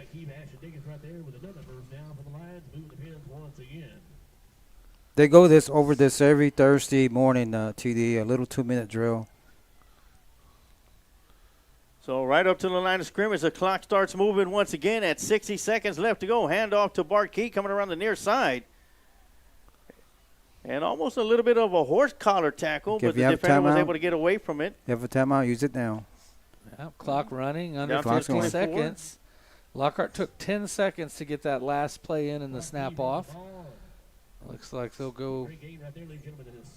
As we see on the far side, Omar Ocampo's warming up, if needed. Boy, Lockhart taking almost 20 seconds on this one to get the play in and snap off. And they'll hand it off to My Time. He'll cut it up the middle. And he'll get a first down out of it, down to the 16. And that'll stop the clock at 26 seconds while they reset the chains. Okay, they're going to kill the clock. Dickens will look to spike this one. And he does so that'll stop the clock with 22 seconds left to go as the Lockhart Lions are 16 yards away from knocking on the door of 6.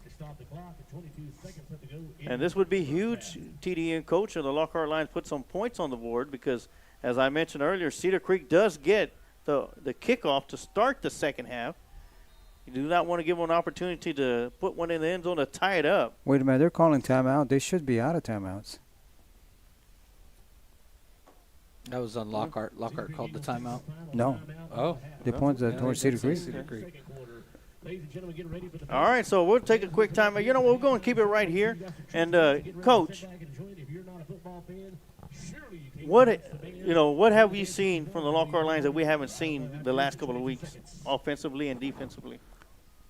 They're attacking more. They're doing a good job running the football and then doing a good job of throwing the football. It's a pretty good balanced attack. We've seen Ashton doing some good runs there. And, of course, Gonzalez is always doing a great job on offense. And, TD, as far as the turnover ratio, I'm pretty sure that's going to be one of the main focuses that Coach Mavis and coaching staff are going to be talking about at halftime. Well, sure. And one of my focuses that I talked on before the game was Lockhart's averaging 35.5 points a game on offense. They're well over halfway there, so doing great by that account. And defense, they've been allowing 42. Only 14 here in the first half so far, so already better marks than we've been receiving so far this year. So here we go, first down and 10. Dickens gets the snap, drops back, looking to throw. Got the receiver in the clear, and that's going to be Gage Deutsch as it goes in and out of his hands. And that'll stop the clock. That was one of those to where looking to run before the pigskin's in your hands. Well, Gage was trying to catch that ball and get out of bounds, just got to the boundary a little bit early and got to catch that ball and stop the clock. As Gage will reposition himself, he'll be at the top of the screen. That was a great thrown ball by Ashton right to the edge. And Ashton gets a snap. Third down and 10 coming up. Throws the ball into the end zone, and that one's going to be almost picked off, but it'll be knocked down as the intended receiver was Bart Key. And so that'll bring up fourth down. We'll see. Yep, they're going to send Ocampo on. No pass interference. It is now 4th and 10. So Ocampo does have the leg to kick it from here. Looks like they're going to be marked at the 23-yard line, so that'll make it a field goal of 33 yards an attempt. Sarge, he was kicking one from 45 the other day in practice. This is a chip shot. Yeah, and he said he's been good from over 50 during practice. So the snap is back. The hold is down. The kick is partially blocked, and that's going to be no good. With 9 seconds left to go, the Cedar Creek Eagles will have possibly one play before halftime, and that was big for the Cedar Creek Eagles to come up with a blocked field goal, Coach. Yes, it was. Looked like a sure field goal for us and turned into nothing. All right, so the ball is going to be placed at the 23-yard line. They're going to mark it at the 20. We'll have 9 seconds. They're only down by 7. We'll see if they elect a conservative route to go in and be satisfied with that, or if they try to take a shot. See Trey Brown trying to get the defense fired up here, getting them into their prevent. They keep everything in front of you.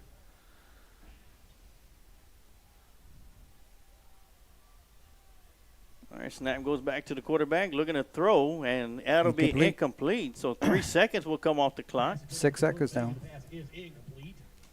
His intended receiver was number 88, Dakota Baker. I mean, you pretty much know what they're going to be doing. And they're trying to get that one out to the boundary around the 30 to give them a shot. And we do have the Lockhart Lions playing in prevent defense. As we see Trey Brown is all the way at the 40-yard line in Eagle territory, playing 20 yards off the football. I see Aiden Scott dropping back as well also. And they'll hand the ball off to the running back. And that's going to be it. And that'll do it as the clocks will hit 0. So that's going to do it for the Shields AC and Heating second quarter. And after one half of play, the Lockhart Lions find themselves in the lead 21-14 over the Cedar Creek Eagles in the district opener for 13-5A Division II. We're going to take a quick timeout, and when we come back, we'll have your Kreitz Market halftime show right here on the Lions Pride Sports broadcast.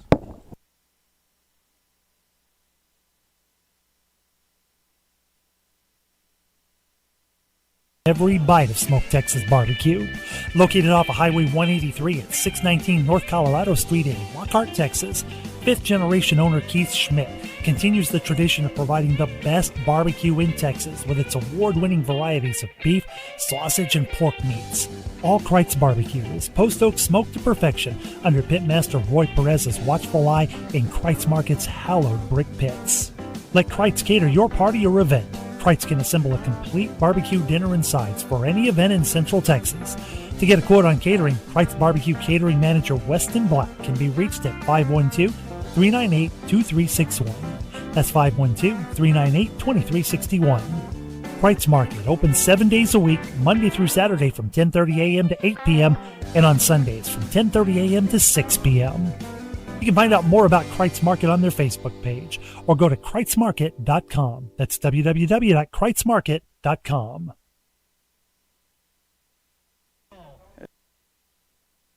And welcome back to the Kreitz Market halftime show as we get ready for the Lions Roaring Band. But right now, let's take you around district play. At Piper, it is Bastrop Bears 16, Piper Warriors 42 at halftime. At Kerrville Tybee, it is halftime too. Kerrville Tybee 17, Liberty Hill Panthers 7. And, of course, here at Bastrop Memorial Stadium is Lockhart Lions 21, Cedar Creek Eagles 14. So we're going to turn off our mic and turn up the crowd mic and let you enjoy the sweet sounds of the Lockhart Lion Roaring Band live from Bastrop Memorial Stadium here on the Kreitz Market halftime show. The Lionettes are under the direction of Mrs. Melissa LeBlanc.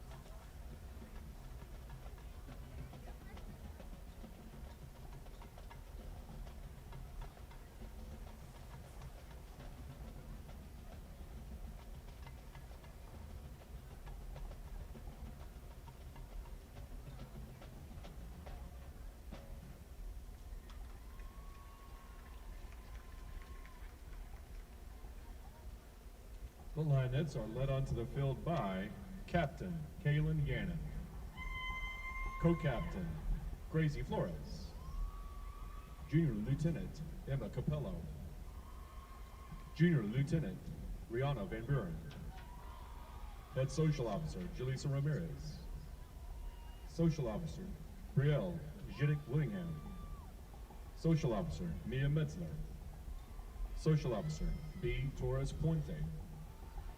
The line of the week is Morgan Cancel. This week, they'll be performing a kick routine to September.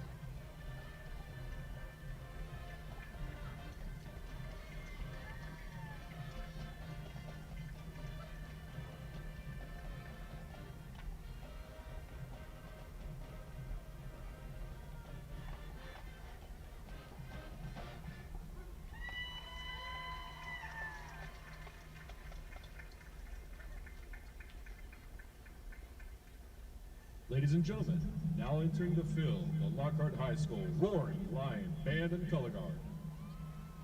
The band is under the direction of Mr. James Crowley, Mr. Joseph Gannon, and Mr. Jared Oxley. The color guard director is Mr. Sergio Rodriguez.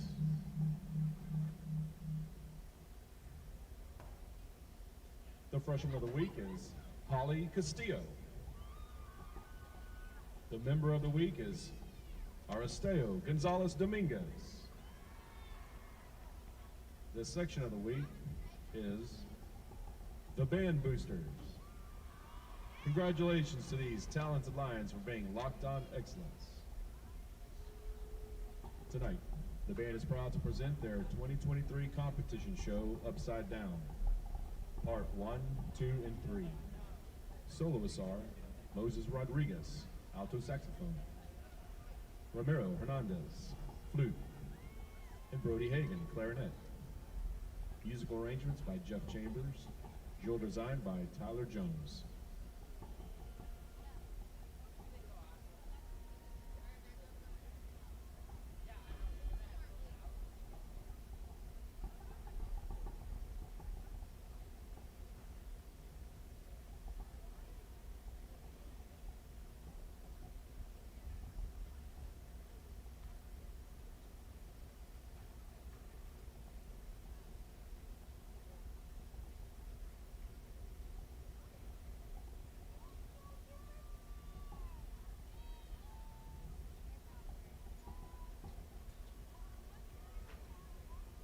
Drum majors, Diana Fernandez and Jackson Owen. Is the band ready?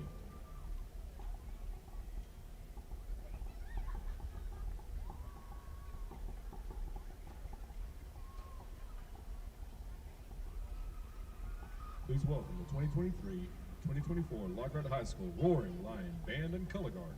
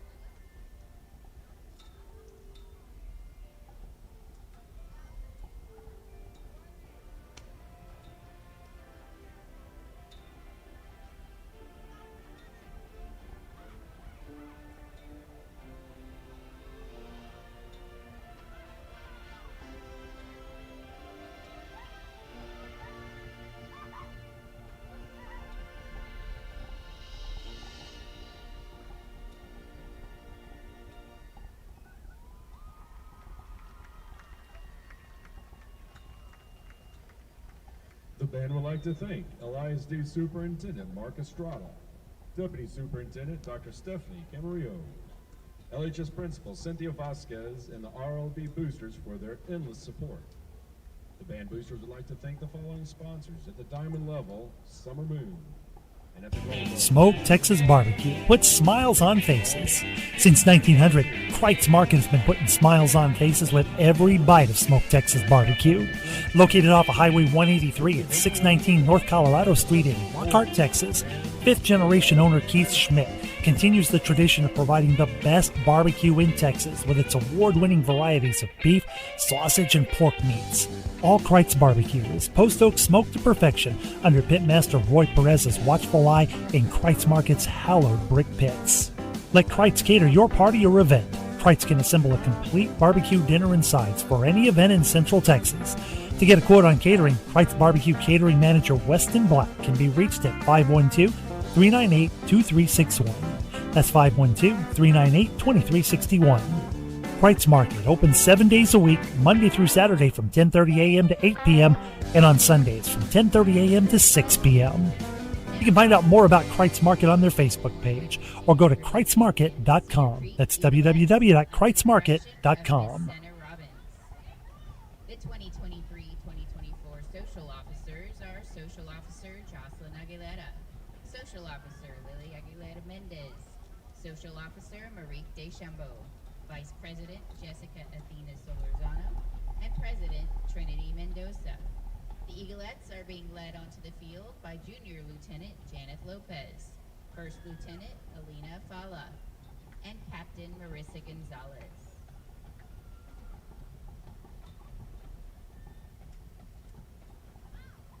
Each week, the Eaglettes select members who stand out above the rest in practice. These individuals are hardworking and live by the high standards set forth by the Eaglettes organization. Tonight's Dancer of the Week is Celeste Ridgway. Tonight's Eaglette of the Week is Tatum McCool. And the Officer of the Week is Marissa Gonzalez. Tonight, the Eaglettes and Dance Clinic participants are going to perform our palm routine to Bang the Drum. Take it away, ladies.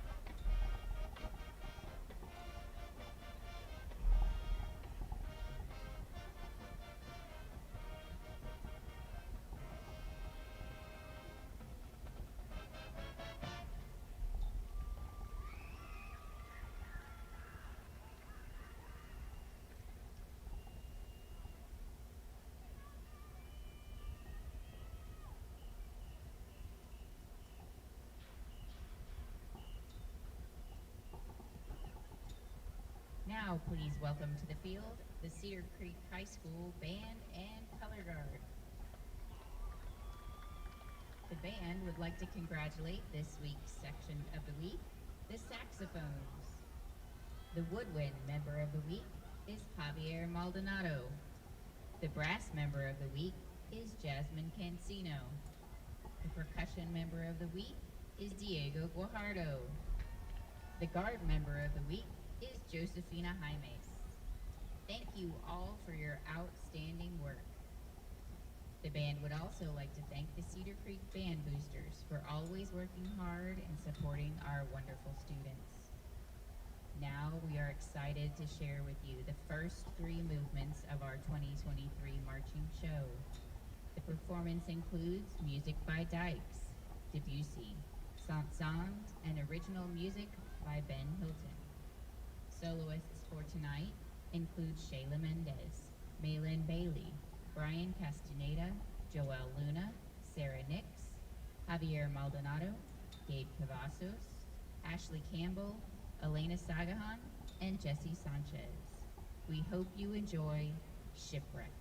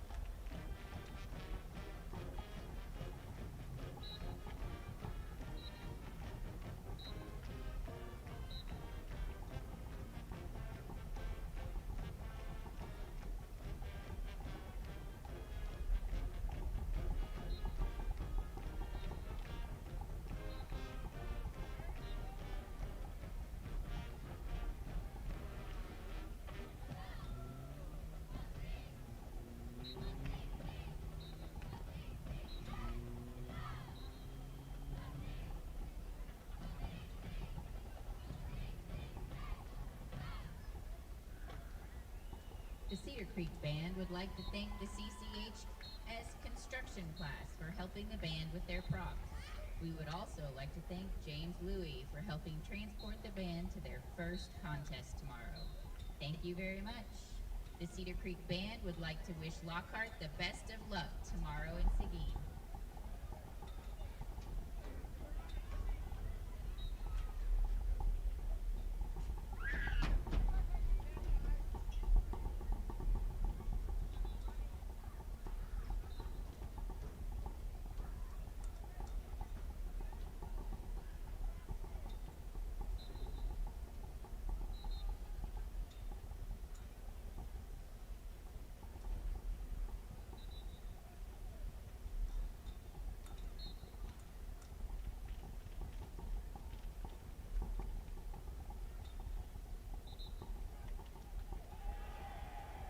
Smoke Texas Barbecue puts smiles on faces. Since 1900, Kreitz Market has been putting smiles on faces with every bite of Smoke Texas Barbecue. Located off of Highway 183 at 619 North Colorado Street in Lockhart, Texas, fifth-generation owner Keith Schmidt continues the tradition of providing the best barbecue in Texas with its award-winning varieties of beef, sausage, and pork meats. All Kreitz Barbecue is post oak smoked to perfection under Pitmaster Roy Perez's watchful eye in Kreitz Market's hallowed brick pits. Let Kreitz cater your party or event. Kreitz can assemble a complete barbecue dinner and sides for any event in Central Texas. To get a quote on catering, Kreitz Barbecue Catering Manager Weston Black can be reached at 512-398-2361. That's 512-398-2361. Kreitz Market opens 7 days a week, Monday through Saturday from 10:30 a.m. to 8 p.m. and on Sundays from 10:30 a.m. to 6 p.m. You can find out more about Kreitz Market on their Facebook page or go to kreitzmarket.com. That's www.kreitzmarket.com.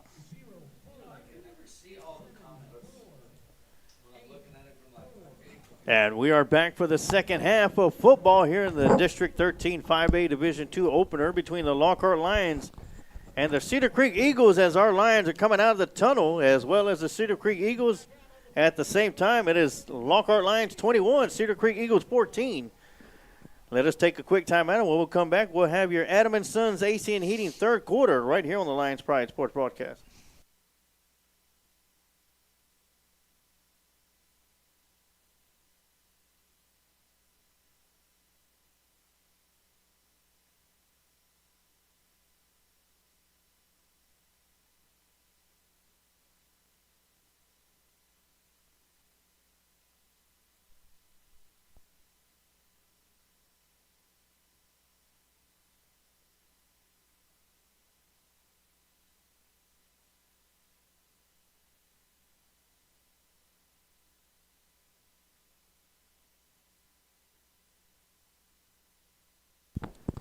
And we are back as we're going to be set to start the Adam & Sons AC and Heating third quarters. The Lockhart Lions will be kicking the ball away to the Cedar Creek Eagles. And we were just talking about this during the commercial break, that this is going to be a big possession offensively and defensively, as the Lockhart Lions will be looking to keep the Eagles from tying this one up, or actually from getting any points, whether it's a field goal or a touchdown. Something interesting here, Sarge. Aiden Scott is on the field in the spot where Reese usually is. Hopefully we'll see him in the second half. And this one's going to be kicked away, and it'll take a bounce into the end zone, in and out. So that's going to be a touchback to start things off for the Cedar Creek Eagles, who have the ball first down and 10 at their own 25-yard line. So Ocampo boots it through the end zone. And the Eagles offense was able to put together a couple good drives there in the first half. Yeah, their two touchdowns came off of interceptions. And Cedar Creek definitely putting probably a little bit more work through the air than on the ground. Quarterback number 11 started to find his rhythm there towards the end of the first half, but this will be number 4, Dylan Doobie in. Yeah, Doobie started the game at the quarterback position for the Eagles, and he'll come out, and right away he'll keep it himself on a quarterback keeper, And he'll get it all the way up to the 29-yard line. Picks up 4 yards. Good shoestring tackle there by Trey Brown. Trey Brown having a good night tonight, starting to rack up the tackles. Yeah, excellent night for Trey Brown tonight.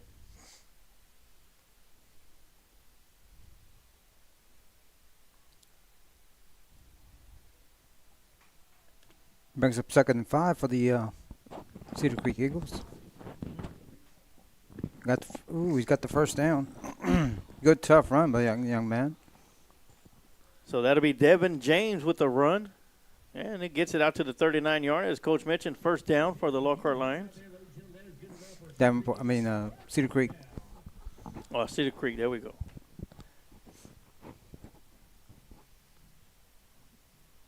All right, 1st and 10 for Doobie and the Eagles.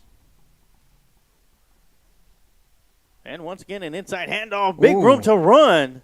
And great job on the tackle. Santi Guerra stepping up there and making same kind of tackle as was made on the previous play. Yeah, Ben Mendez in there also on the stop. That's a pickup of 9 yards. So nice run by Devin James to start the second half for the Cedar Creek Eagles. And they're going to say it was 10, and they got the first down. They'll pick up their second first down. And as many plays. And James again with the handoff, and he's going to be stuffed after a gain of 1. That's Santi Guerra and Tyler Staten on the stop that time.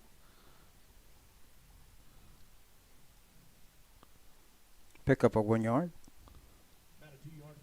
Yeah, actually they'll give them 2 yards, Coach, as they get across the 50-yard line to the 49 in line territory.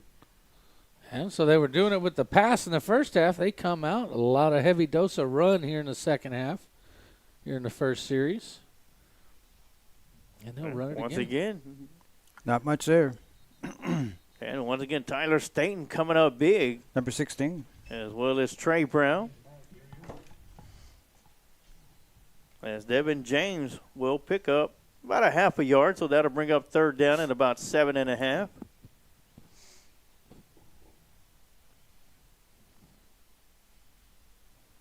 See R.J. Torres coming out of the game for the Eagles as Danathan Houston comes into the contest. Torres hit that slow motion jog. We'll see if the Lockhart defense can stiffen up here on 3rd and long. That'll be, Back he'll to fake the pass. handoff. He'll roll to the left side, got room to run. Ooh. And he's going to be hit hard at about the 44-yard line by Staten. And that's number 18 yeah, in there. That's Jaden Burnett getting some time in there at corner. It comes up with a big tackle. And it'll make it 4th down and 3.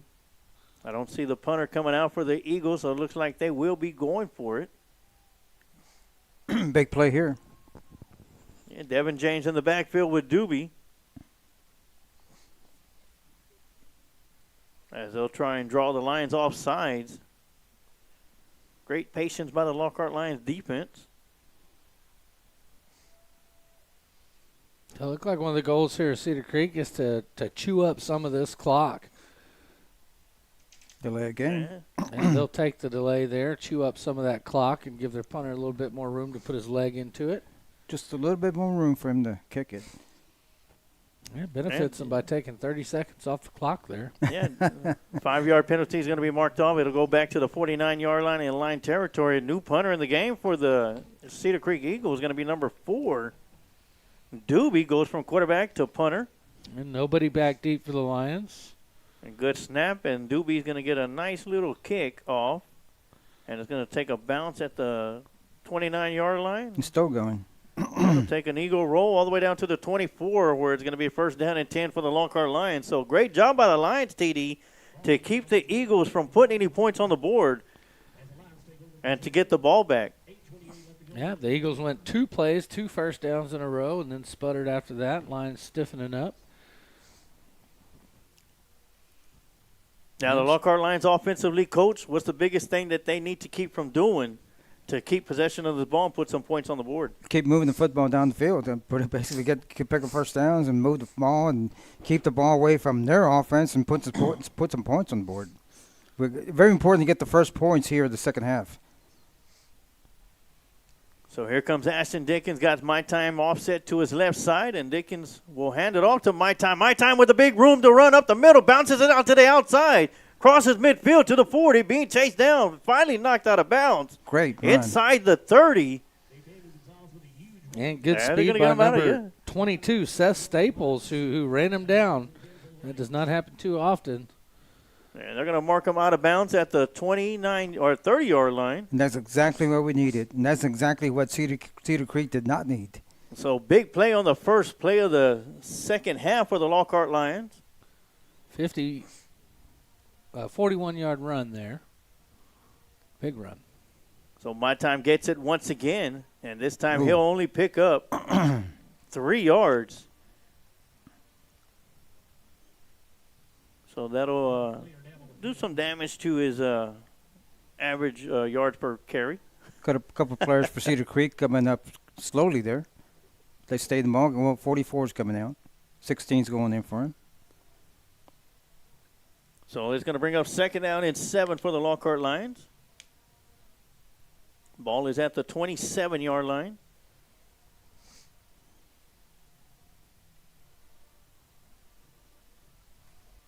Shout out Demetrius Anthony, who just tuned in. Dropping back, looking to throw over the middle. Got the receiver wide open, and that's going to be Holcomb. Trent Holcomb, and Holcomb's going to get into the end zone with a Oh. penalty flag coming in the backside. I think he spiked the ball and crossing the end zone. I thought it looked like he may have dropped it. I couldn't tell if he spiked it or not. Well, he might have dropped it, but the officials called him the spike. Well, there was also kind of a block that was We're happening blocking out the there back. on the perimeter I think that's as what it is well. going to be, a block in the back. But it looked like it was almost after he had scored.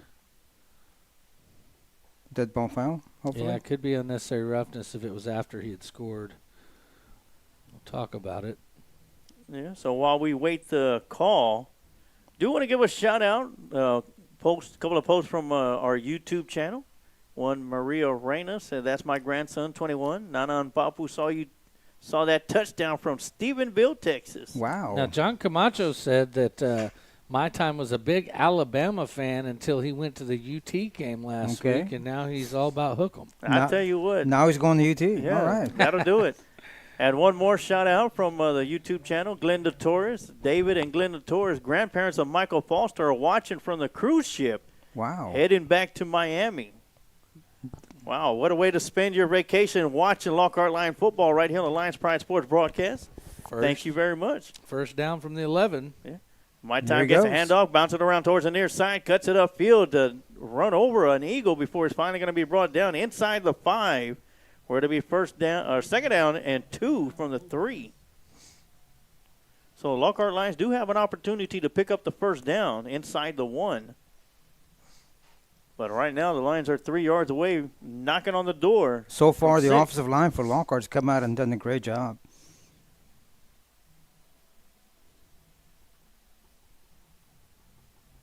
So Dickens will get the handoff. He'll follow Gonzalez over the right side. Still going. Still Shakes going. off a couple of tacklers before he's finally going to be brought down, and it'll be a loss of a yard.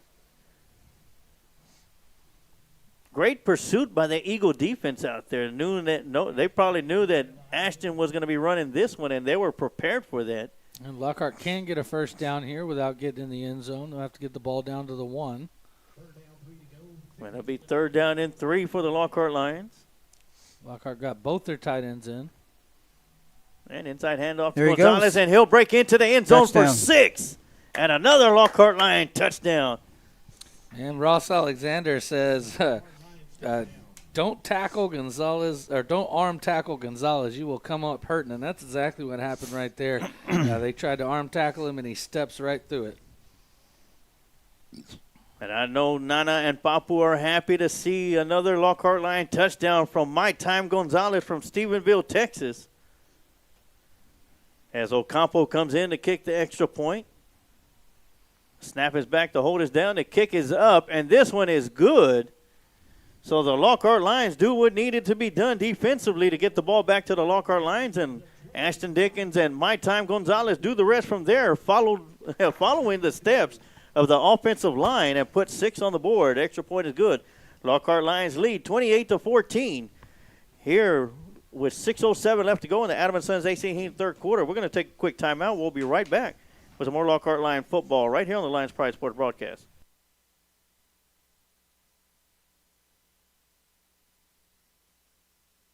Epic battle that is larger than life. It is called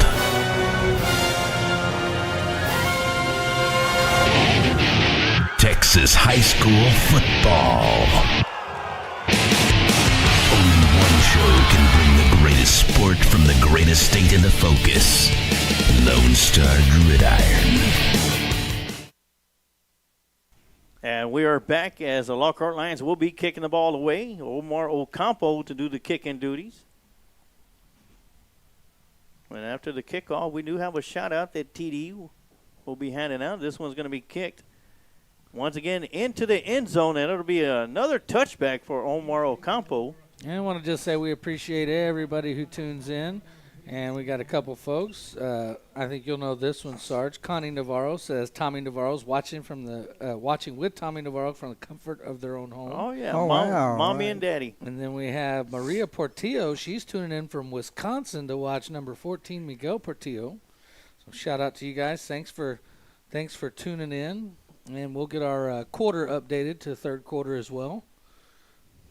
Just like that. Yeah. A snap of the finger. And once again, the grandparents of Michael Foster watching from a cruise ship.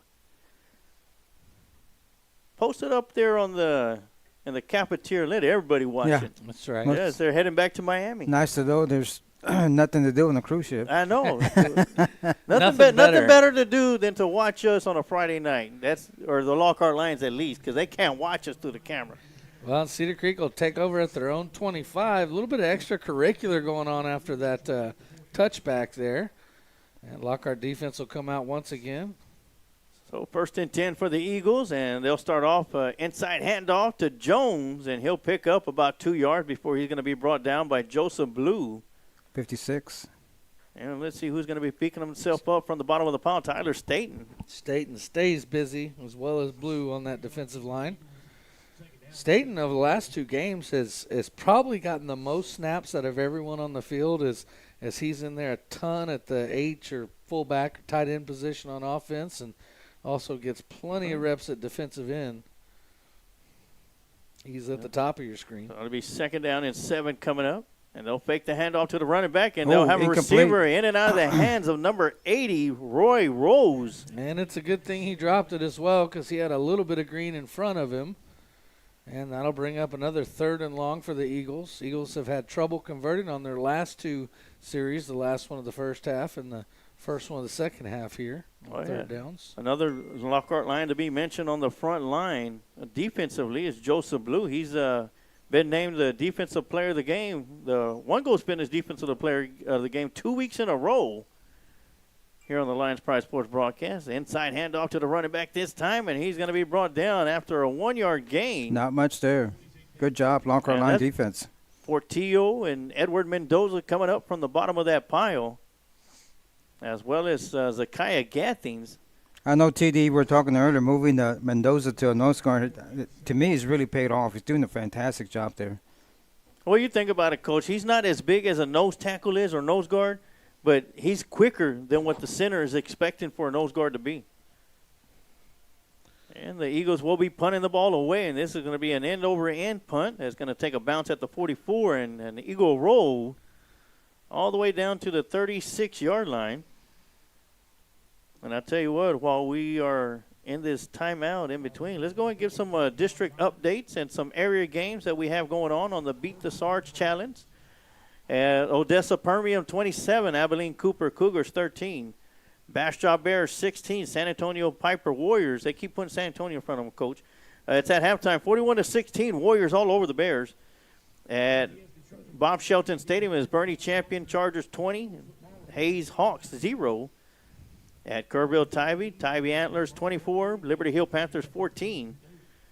Wow, Tybee up on Liberty Hill. That's a big one. Marble Falls 14, Fredericksburg Battling Billies 14-2. Wow. Marble Falls with the lead.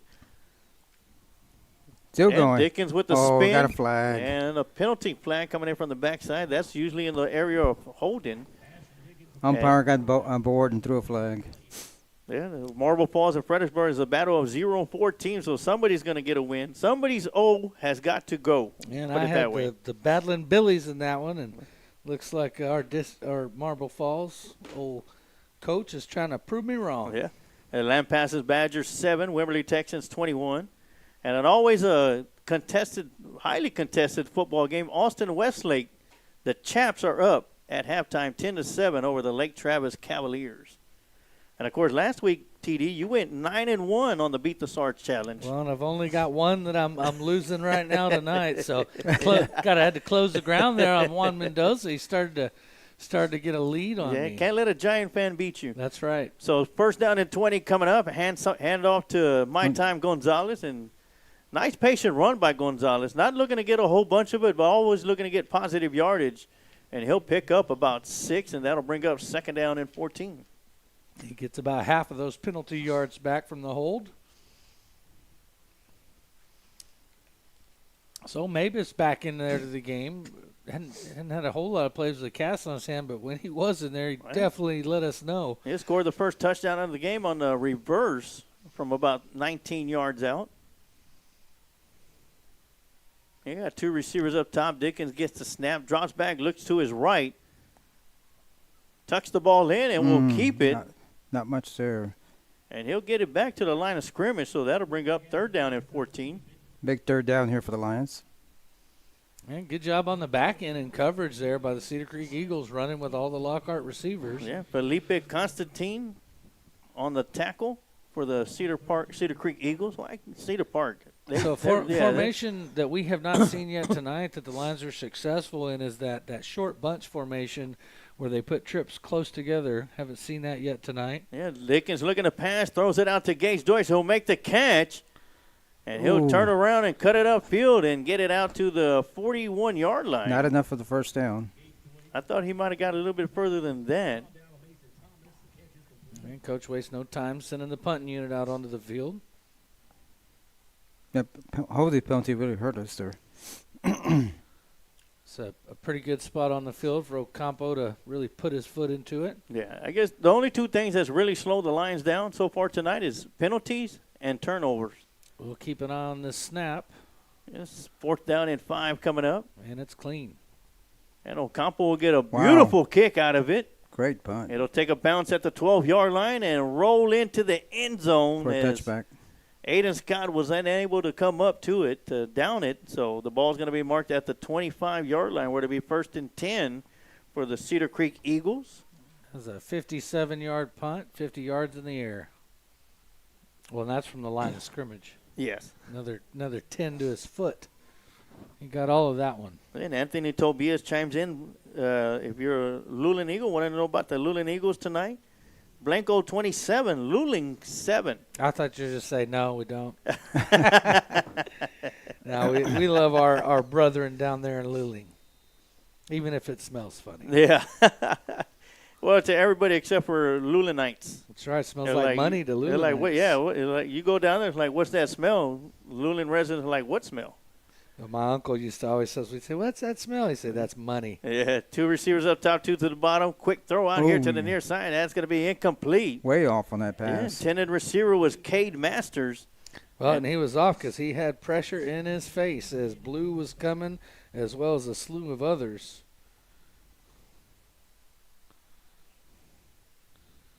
And Blue will come out of the game. Staten will come back in. Staten gets to breathe for about 30 seconds, and he's put back in. Brings up 2nd and 10. And dropping back will be Doobie. Ooh, good. And he's going to be brought down by Taylor Stan, and looks like they might get him for horse collar or face mask. Or grabbing a hold of the helmet as he had the back of the helmet cupped.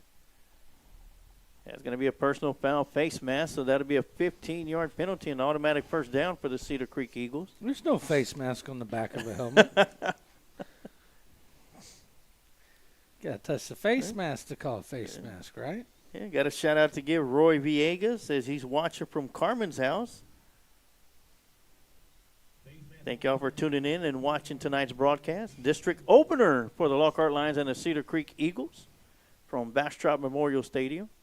Lockhart Lions with the lead, 28-14, with 2:13 left to go here in the Adam and Sons AC and Heating third quarter.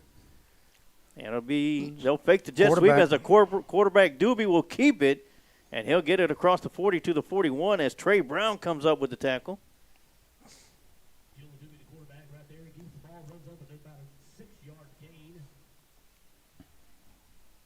Clock is going.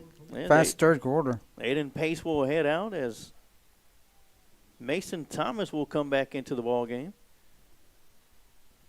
Once again, Doobie in shotgun formation. He'll hand the ball off to the running back. He'll get through the line of scrimmage, and once again, Trey Brown. Or excuse me, Mendoza and Santiguera. Mendoza getting home from the nose guard position. Playing a great game tonight. Now, if I'm Cedar Creek, I'm gonna start looking for some play action here. The Lockhart secondary is really having no respect for the pass right now, and they're flying up for the run. So 3rd down and 3 coming up. Got to keep honest there on the back end. And they'll hand the ball off to the running back going around the left side. He'll pick up the first down. Penalty flag coming around the back side. Got a block of the back. And that'll be the reason for the wide open room for Devin James to run out there. Yeah, Jaden Burnett found himself in the right spot, and he was just about to make the tackle when he got speared in the kidneys. So that's going to be, they're going to call it holding. So they'll mark it back from the 44-yard line. And then it'll go to the 34-yard line. That'll make it 3rd down and 11. Tough break for Cedar Creek. Good break for Lockhart. So Cedar Creek still with number 4 in at quarterback, the junior. And Jeff Young chimes in, says his nephew Trey Brown needs to pick an INT. He does. Would be nice, I talked about that in the pregame. Definitely would be nice. This would be the perfect time. Trey is definitely due for a interception. He's had some great hits and a lot of tackles so far in the game tonight. All right, Doobie drops back, looking over to his left side, throws it over the middle, and he's going to be hit hard. And that's going to be Portillo coming in from the near side. And coming around from the backside, that's 46. Yeah, 46 for the Lockhart Lions. Actually, no, he's. Well, it is 40. That is 46, but they do not have him on the roster. Or is that 45, Michael Foster? That is. It's number 45, Michael Foster. Okay. Getting his in the game for the first time tonight. You know, he had an ankle issue he was dealing with last week. Maybe not snap's going to go back. And the punter will get this one away. It'll take a bounce at the 46-yard line, and it'll roll sideways before it finally rolls to the 40-yard line, where it's going to come to a complete stop. And the Lockhart Lions will have possession once again with 13 seconds left to go here in the Adam and Sons AC and Heating third quarter, where they'll have the ball 1st down and 10 at their own 40-yard line. Sarge, the Cedar Creek Eagles sure do make watching a punt roll till it stopped interesting, don't they? Yes, they sure do. They've always got 5 or 6 men around it, paying close special attention to that punt. And what we saw earlier in the game, doesn't matter which way the ball is rolling either. You look for the finer things when you're 0-4. Yes. And you look for better things when you're 1-4 also. Lockhart Lions in great position, leading by 2 scores as Dickens gets the snap, drops back, looking to throw, and that one's going to be low and in the turf. And that's where he had to throw that one. Really a good decision by the quarterback there to put that one into the turf. His intended target was Jordan Frohock. Lockhart did have max protection there. They kept the running back in and kept the tight end into block, so he had plenty of time, but no deep routes down the field. So choose to live to fight another down. So hand off to My Time, coming around the near side. He'll get the edge and chased out of bounds. My number 21. Yeah, out of bounds at the 47-yard line. Man, that's close to the 1st down. Looks like he'll be a couple short. That'll bring up 3rd and 3. Yeah, 3rd and 3. 3 seconds left to go on the clock. Trying to milk out every second here in the Adam and Sons AC in the third quarter, gentlemen.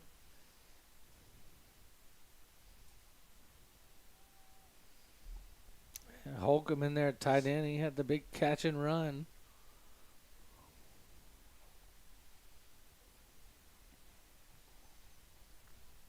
right, 3rd down and 3 coming up. Inside handoff to Gonzalez, and he'll shoot right through the middle. Picks up the first down, crossing midfield out to the 46-yard line, and that's going to do it for the Adam & Sons AC and Heating 3rd quarter. We're going to take a quick timeout, and we'll be right back with your War Room, War Room Strength Club, 4th and final quarter right here on the Lions Pride Sports broadcast.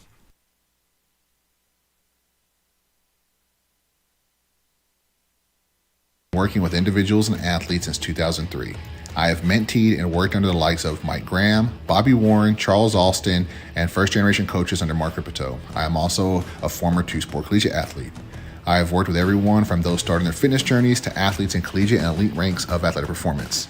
My ideology is working functional and fundamental strength while also implementing a proactive injury preventative and/or recovery regimen. I hold summer performance camps open for young athletes from 11 years old to the collegiate level. I also take clients all throughout the year at any age and fitness level. Along with a workout program, I also offer services for food intake accountability and meal planning, and also mental and emotional positivity consulting. I look forward to hearing from you. Go Lions.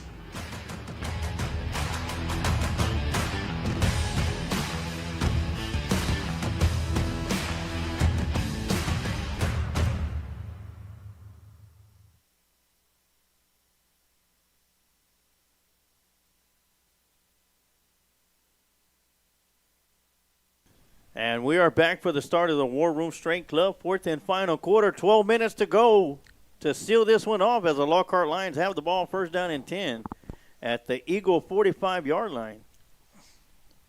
As the referee's out there talking it up, I want to give a shout out to a couple of people that are watching. Where's Matthew Kreider, class of 1990, says, "Let's go Lockhart." Let's go Lockhart.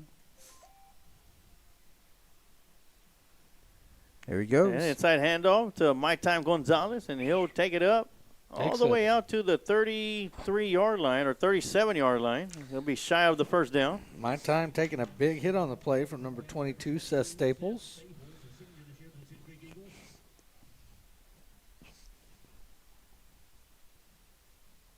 Timeout. Well, it looks like we got a timeout on the injury. field. Got an injury for them.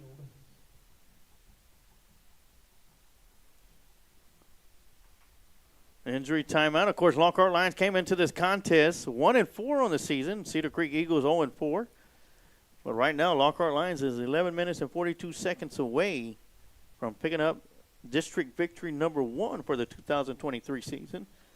And, gentlemen, we talked about it earlier in the pregame show, Christ Market pregame show, on the importance of winning the first game in district to go 1-0. Very important. Yeah, as you mentioned, TD, one loss, you could still get into the playoffs. 2 losses, you could pretty much, work your way into it.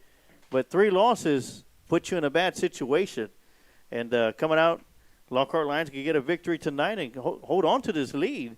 It's like, not to change the subject, but NFL, you win the first 2 games, there's a 64% chance you're going to make the playoffs. I like Adrian Castillo's way of thinking. Looking good tonight. If we pull this one out, we can't wash jerseys, socks, and anything else they're wearing before next game. All right, here we go. Gonzalez, here we big go. run down the far left side and tiptoes down the sideline, unable to stay in bounds. And, Coach, I'm loving this 2-back set, 2 backs, 1 tight end. They've been bringing Key in, and they've been very successful out of that formation so far tonight. Something that Cedar Creek has not seen. Yep, it's definitely brand new. We may have had 2 backs at maybe 1 or 2 plays on the year before now, and I bet they're up over 10 plays with 21 personnel. And there's going to be 1st down and goal to go from the 7-yard line. We got a late substitution coming into the game, and that's going to be a timeout called by the Cedar Creek Eagles. Is it just me, or do each of these sides have like 6 timeouts? I feel like we've had so many timeouts in this game so far. It's very frustrating because you call the defense that you want to run, and you're a man short. And you're looking around for him, and he's way on the other side of the bench, and you have to force to use the timeout. I want to give a shout-out. Lockhart EMS is watching the broadcast right now. All right, guys, so, thank you. Yeah, thank you for what y'all do as EMS support, emergency medical services. And hopefully it's been a quiet night for you. Oh, yeah, hopefully it has been a quiet night. And, we appreciate when y'all do have to be called into action, everything that y'all do. Of course, I've had to been a recipient a couple of times as well to be treated by the EMS, and I tell you what, they've always been professional and courteous. Good job, guys. Keep up the great work that y'all do. It's going to be 1st and goal from the 8-yard line for the Lions. Still got that 2-back set in there. Yeah, Holcomb in motion to the left side. Bart Key will get the handoff, go around the left side. Got blockers in front of him, cuts it upfield. And he's going to be in the end zone for a touchdown. And he took a big hit right at the goal line, but bowled his way forward across and put 6 more on the board for the Lions. And that's going to be Bart Key's first touchdown of the year as well. Awesome. So the Lockhart Lions go up 34-14 as we await the extra point try.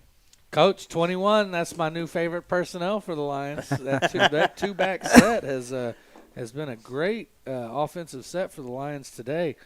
They're going to look at those percentages and say, yep, we're going back. We're going to run the wishbone. Yeah, once again, Ocampo coming in to kick the extra point. Holcomb, the deep snapper. Gage Deutsch, the holder. Snap is back. The hold is down. The kick is up, and it is good. So with that, that'll make the score Lockhart Lions 35, Cedar Creek Eagles 14. We're going to take a quick timeout, and we'll be right back with more Lockhart Lion football right here on the Lions Pride Sports Broadcast.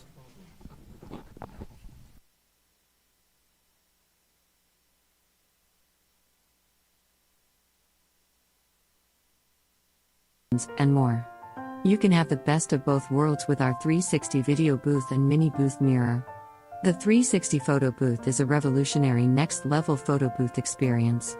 The revolving camera surrounds attendees, capturing a 360-degree slow-motion movie that your guest will remember forever. Here at Ritchie 360 Photo Booth, this is where moments turn into memories. You can find us on Instagram and Facebook.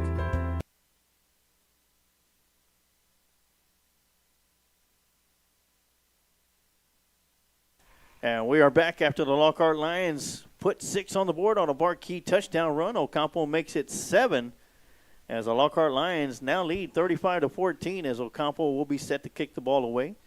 And at the end of the kickoff, we'll have you another district update for 13-5A Division II. A couple of big games on the docket. Of course, not just Lockhart Lions and Cedar Creek, but Bastrop against Piper and Kerrville-Tybee against Liberty Hill. And Ocampo is going to put this one deep in the air. That one's going to be fielded and caught right around the 17-yard line by Nino. And he's going to move around, breaks through some arm tackles. Nice little spin move. And still on his feet. Penalty flag coming in from the backside, though. Number 1 on the tackle. That's going to be Gage Deutsch as we have our Cedar Creek Eagle on the turf.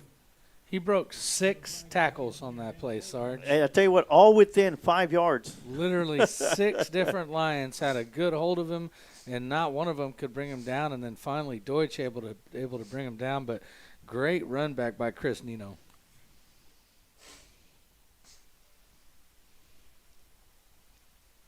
So as we await the penalty marker and see who it's going to go against. It's too many broken tackles. That's what it is. I was going to say something had to be wrong. There's no way he broke 6 tackles, but he sure did. Yeah, all right, with 10:06 left to go in the fourth quarter, it is Piper Warriors 63, Bastrop Bears 22. Ooh. And 5:08 left to go in the fourth quarter. Check this out. Kerrville-Tybee Antlers 42, Liberty Hill Panthers 21. Wow.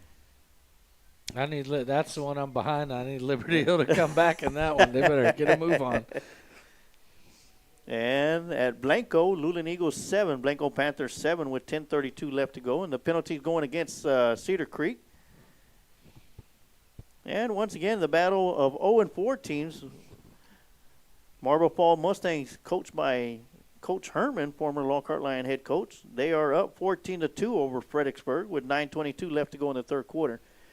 And here at Memorial Stadium, it is Lockhart Lions 35, Cedar Creek Eagles 14, with 11:05 left to go here in the War Room Strength Club, fourth and final quarter.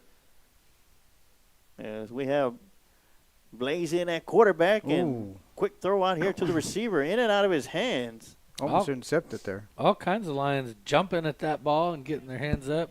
Gathens had his hands up at the line, and then that was Aiden Scott who got his hands Right. on it at the end. Even Trey Brown had a chance to. Yeah, lots of guys reaching for that one. Coach, you had a chance at that Yeah, one. Why I didn't sure you go out did. there and get it? So that's going to take Second us down. 11 minutes even. Second down and 10 coming up. Once again, Blaze Orr in at quarterback. Did I get that right, TD? Blaze? You got it. All right. And he's the throwing quarterback. I'm learning. He drops back, throws over the right side, and that one's going to be short and incomplete. And good thing it was short, as we had a Lockhart line out there. Orr took a big hit from Portillo as he got rid of that one. And I think he probably will come off the field. Hey, you know what, TD? Blaze Orr is going to make me want to go home and watch Blazing Saddle later on. Yeah, looks I like like Orr's that name. Gonna, he's That's gonna tough it I'll out tell you and stay what, in that's there. a quarterback name right there, Blaze. It sure is, because if he lights it up, it'll become viral Yeah. in a heartbeat. Yeah, he shows some toughness staying in there after taking a big hit. Oh, yeah. Dropping back, looking to throw on a stop and go or in and out. A little bit of miscommunication Yeah. there. And once again, intended target was number 85, Brent Carter. That's right. He ran a stop and go, and it looked like Orr expected him to run the go with no stop. So that's going to bring up fourth down and 10, and the Eagles will be punting the ball away as Doobie will be coming in to punt the ball away. So all the last punts have been kind of on the other end of the field. We'll see if Lockhart maybe elects to put someone back. Yeah, the wind will be at the punter's backside, too. Well, Nobody back. A player coming in late for Cedar Creek, and it's going to take an Eagle roll all the way into line territory to the 38-yard line where it's going to come to a complete stop, but there is an offsides penalty. And that's going to be a 46-yard punt. That's their longest of the night. Coach, I probably wouldn't drop him back either. I have their punts written down here. They've gone 36, 33, 38. So until you punt it 45, 50 Right. yards on me, there's no real need to put somebody back. No, because we're getting good field position out of it. So it looks like they're going to mark it all 5 yards, and they'll re-kick. See, the ball was down right around the 39-yard line, if I'm correct. So they'll have to re-punt the ball and see what kind of difference it'll make, pushing them back 5 yards. And they still don't put anybody back. No need. You'll get this ball inside the 50 most likely from what we've seen so As far. long as we don't rough the punter. And they're just playing base defense. And watch your mouth, Coach. There we go. Oh, this one's going to be a beautiful spiral. And it's going to take a Hey. bounce at the 46-yard line and roll into line territory. So it'll be a 5-yard difference. The 5-yard penalty gives the Lions a little bit more, about a 5-yard difference from where the ball was at before the penalty was marked off. Yeah, from the 46 to the, from the, actually that's a 10-yard difference. It was at the 36 previously. Okay, then there we Not go. bad. So it'll be first down and 10 for the Lockhart Lions. Once again, 10:24 left to go here in the War Room Strength Club, fourth and final quarter. And once again, I want to thank everybody tuning in. Whether you're watching on our Facebook channel or YouTube channel, thank you. Whether you're a Lockhart Lion fan or a Cedar Creek Eagle fan, hope you're enjoying tonight's broadcast. Inside handoff to Gonzalez. And he'll cross the 45-yard line to the 47. It'll be good for a gain of 3. That'll bring up second down and 7.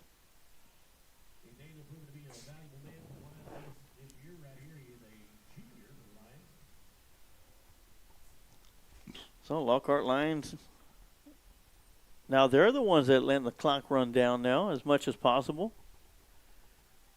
And inside handoff once again to Gonzalez. And he'll pick up another yard. That'll bring up third down and 4, or third down and 6. But I think we'll see a heavy dose of my time and maybe Bart Key from here to the finish line. But I would never count it out that Dickens won't keep one himself and take it to the house. So third and 6 coming up. Just under 9.5 left to go.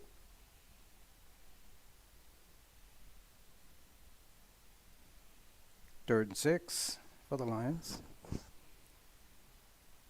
And once again, Gonzalez will get the ball as he gets it to midfield. Don't think he had enough for it. He'll be shy of about 4 yards of a first down. It's up a fourth down. And a Timeout. timeout's going to be called by, Well, no injury. or an injury timeout would be. Got somebody down.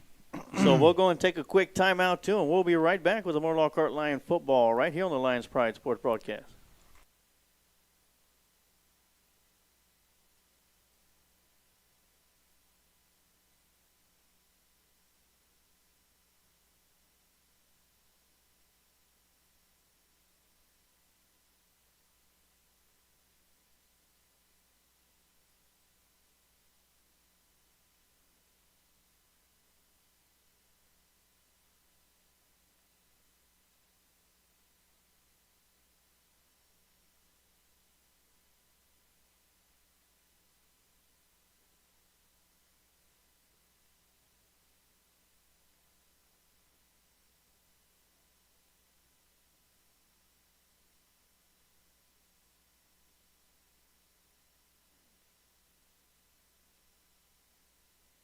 All right, Lockhart Lions going to be punting the ball away on 4th down and 4 as Ocampo was in. Run it.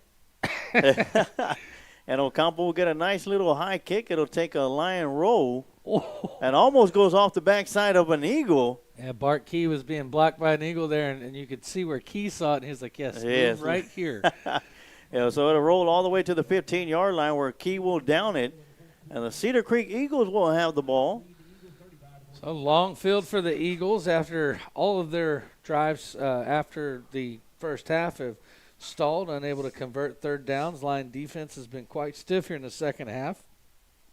I also want to let everybody know with 8:39 left to go here in the War Room Strength Club fourth and final quarter, we will have the Kreitz Market postgame show, and then we will have your Kreitz Market offensive players of the game and your One Goes Fitness defensive players of the game.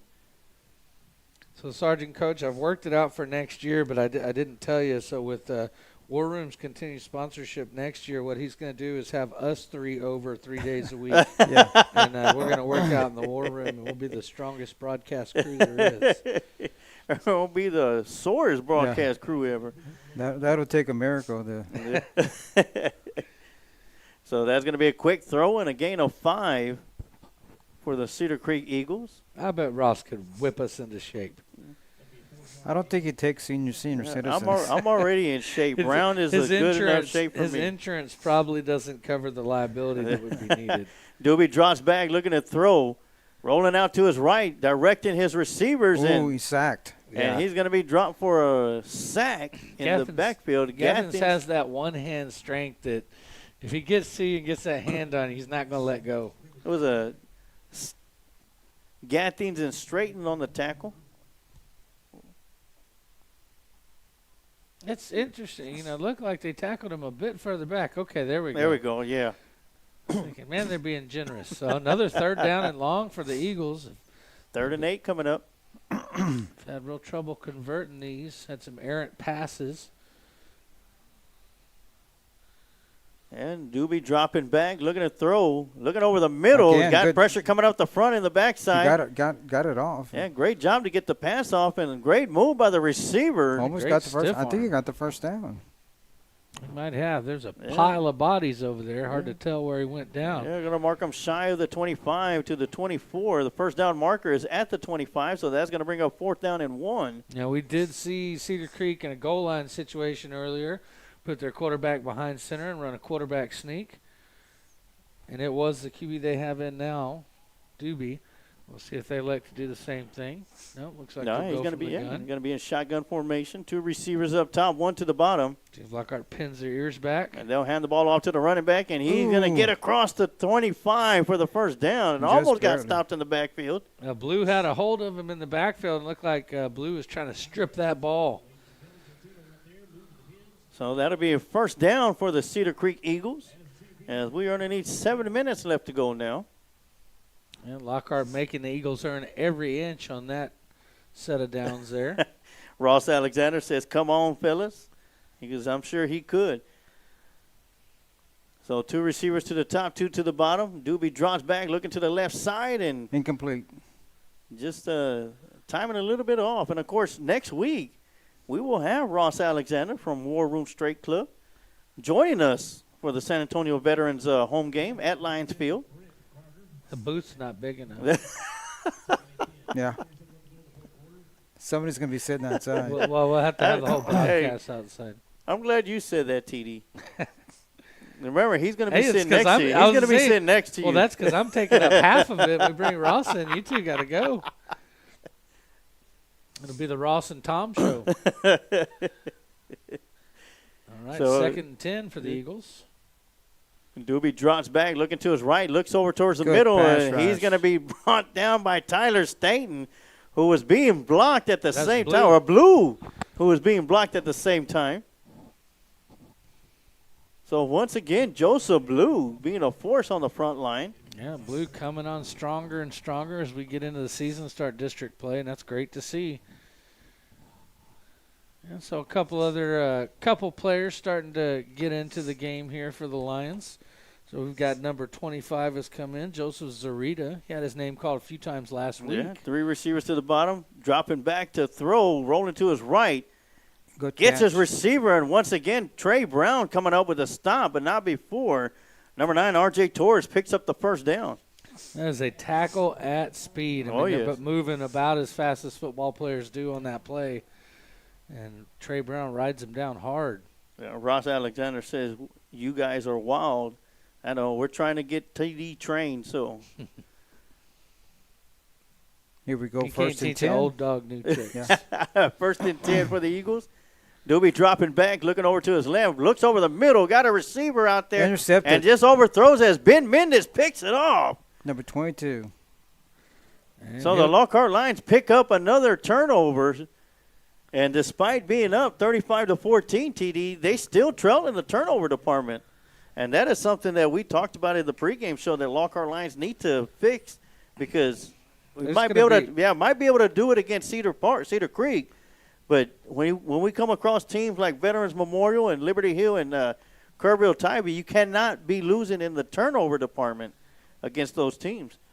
Fortunately for the Lockhart Lions, the defense has been able to stand tall, despite giving up the only 2 touchdowns for Cedar Creek came off of turnovers. Is that the first interception in the secondary of the year for the Lions? I want to say so. I'm trying to remember if there was a previous. I know Gathens had his from the linebacker position earlier. I don't want to take one away from someone, but that may be the first interception by the secondary for the Lions this year. So 5:29 left to go in the War Room Strength Club fourth and final quarter. Dickens with the keeper going around the left side, cuts it upfield, bounces it out to the outfield, picks up the first down as he crosses the midfield marker. Just swatting mosquitoes out of his way on the way down the field. Good run. Way to run, Ashton. Yeah, out to the 46 on another tough run by Ashton Dickens. Number 13 just took the brunt of Mr. Dickens there. Yeah, Ashton Dickens, another product of the War Room Strength Club, as well as My Time Gonzalez and several of the Lockhart Lions. Of course, we'll hear all about it next week with Ross Alexander, as he'll be joining us in the booth. As My Time gets a handoff, brings it around the right side, cuts it up, and he'll get it down to the 41-yard line for a 5-yard gain.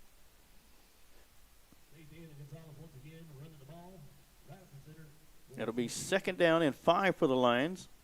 Second down, 5 to go. And they'll slowly creep up to the line of scrimmage.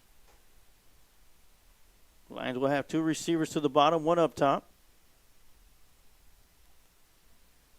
And Gonzalez with the carry once again, burst up the middle, breaks it out to the outside, breaks through an arm tackle and into the end zone for another Lockhart Lion touchdown. Wow. What a bunch of great runs tonight by Mr. My Time Gonzalez. I mean, he has had some beauties tonight. Not only is he scoring touchdowns, but he's making men miss. He's breaking tackles, doing everything that you want to see a running back doing, all while taking care of the football. And like I said earlier, he gets stronger as the game goes on, TD, if you notice. Fourth quarter especially. Well, and that puts Lockhart up big. Pinning the extra point, it'll be 42-14 Lions, which will just about seal the deal here with 4 minutes, 24 seconds left. Be interested to see if the Lions go back on offense, if we get a chance to maybe see Deutsch at quarterback taking a few snaps. Snap is back to hold us down, and once again the kick is good. And that'll make the score 42-14 with Lockhart Lions comfortably in the lead. And Coach and TD, Lockhart Lions did what they had to do in this last drive, getting the ball back and putting points on the board. And doing it convincingly as well. Yes, sir. Offense, they moved the ball. Great job moving the football downfield and keep the ball away from Cedar Creek's offense. And the offensive line really stepped up, did a great job. And, of course, Gonzalez, tremendous running there by this young man. 42 points is the season high for Lockhart. The next closest high is 38 points, which they've achieved twice. Lockhart's averaging 35.5 points a game. They best that by putting up 42 tonight. But the most important stat to me that I'm looking at, our defense has been averaging 42 points a game, and they have done exponentially better than that tonight, especially in the second half of football, turning Cedar Creek back again and again. Well, Stephen Brown commented earlier. I went back. He said, we're about to put up 28 unanswered points, and that was right after halftime. He called it. And we're at 21 right now. Prediction was right. Ask him about the UT game tomorrow. Stephen Brown, one of those Lockhartites over there with his proud noisemaker. You let it ring. Yeah.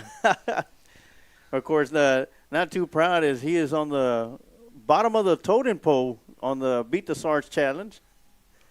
Who's at the top of that totem pole there, Sarge? That's you and that New York Giant fan. And that one's going to go out of bounds at the 18-yard line, so that's going to be a legal procedure. And that'll move the ball out to the 40-yard line where the Eagles will have the ball first down and 10. That sandwich kick is just, it hits a little different when you got the 4.4 speed out there on the edge.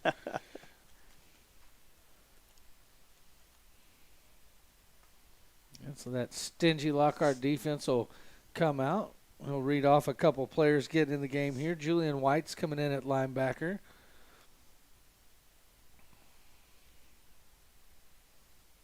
And looks like for the secondary and corners, you'll still pretty much have the starters in. Yeah, Ben Mendez is still out there and had the big pick or interception to give the Lions the ball back. And, of course, the Lockhart Lions do what they've been doing all game long, is driving the ball down the field and putting it into the end zone as My Time Gonzalez caps it off. Actually, it's going to be first down and 10 at the 30-yard line for the Eagles. And they'll elect to have the ball on the far hash mark. 4:24 left to go here in the War Room Strength Club, fourth and final quarter. Cedar Creek Eagles have three receivers to the near side, one up top. Quick throw out there to the receiver who will make the catch. And he'll be brought down by a couple of Lions on the far sideline. Looks like Gathens was there, as well as Foster coming all the way across the field to help push him out of bounds. So it'll be 2nd and 5 for the Eagles, and it'll be marked at the 35-yard line. Same formation for the Eagles. Doobie is in the backfield in shotgun formation. And dropping back, looking to throw it, tucks it in, and he'll be running it for the first down as the linemen give him the big push. And the whistle will be blown. They're going to mark him down at the 40. Still going to be good for a first down. Clock is moving. Quarterback keeper Dylan Doobie runs the ball. Ladies and gentlemen, that's good enough for a first down for the Eagles. I'm not sure who the house PA guy is for Cedar Creek, but he does a great job. Got a great voice. Not as great as our own Rob Ortiz. First down and 10 from the 40 for the Eagles. Signs of life. Yeah, inside handoff to the running back. Oh, good tackle on number 5 for the And Lions. Aiden Scott coming up with the stop on number 7, Isaiah Cancino, coming in to get some action for the Cedar Creek Eagles. And Zarita coming back into the game. Gives Gathens some release as Gathens will head to the sideline. And they'll probably take his helmet away from him and let him know that he's done for the night.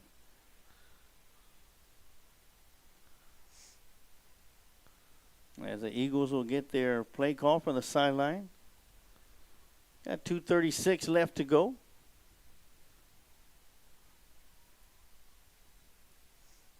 And dropping back, looks over here towards the near side, throwing deep. And just overthrows his intended receiver, number 9, R.J. Torres. Good coverage by number 2. Bart Key with the coverage.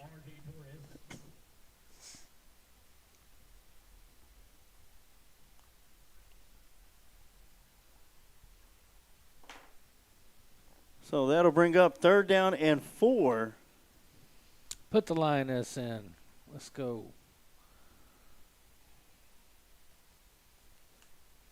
Of course, talking about the lioness, number 52, Victoria Morales, was the first female to play in a football game for the Lockhart Lions, and also the first female to play in a playoff game last year.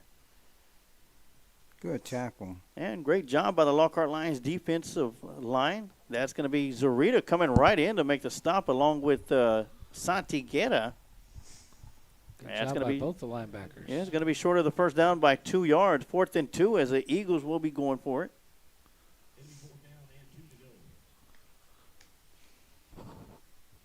Eagles do have 2 timeouts remaining. Lockhart has 3, but I can't imagine Lockhart using either one of them.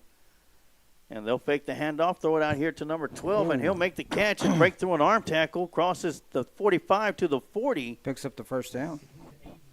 Yeah, Ben Mendez tried to get the big hit as opposed to wrapping him up, and he's able to get a first down. And that's going to be Aiden Pays with the reception and run.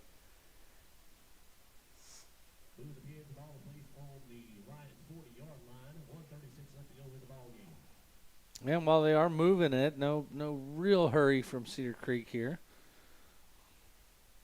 They're just playing for a little bit of pride. Inside handoff to they're going to fake the handoff. Nice fake by Doobie.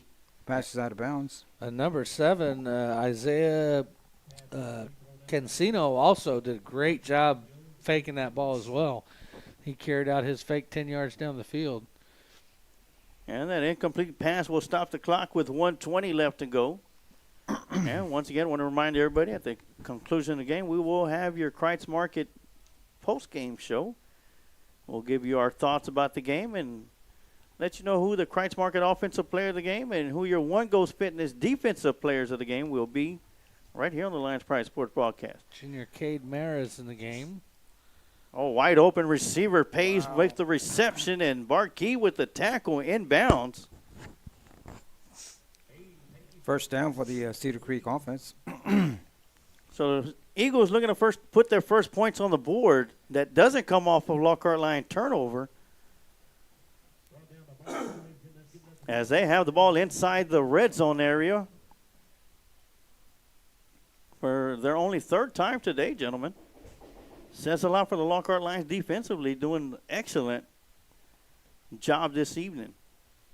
3 receivers up top, dropping back. Doobie looks to his left, looks to his right, comes around back to his left side. Good pass rush there. Throws the ball into the end zone and incomplete. Great rush coming up from Zurita. And Doobie doing everything he can for his team to try to get one in the end zone. Yeah, Trent Holcomb also in the backfield, rushing the throw. That'll bring up 2nd and 10 with 1:02 left to go here in the War Room Strength Club, 4th and final quarter.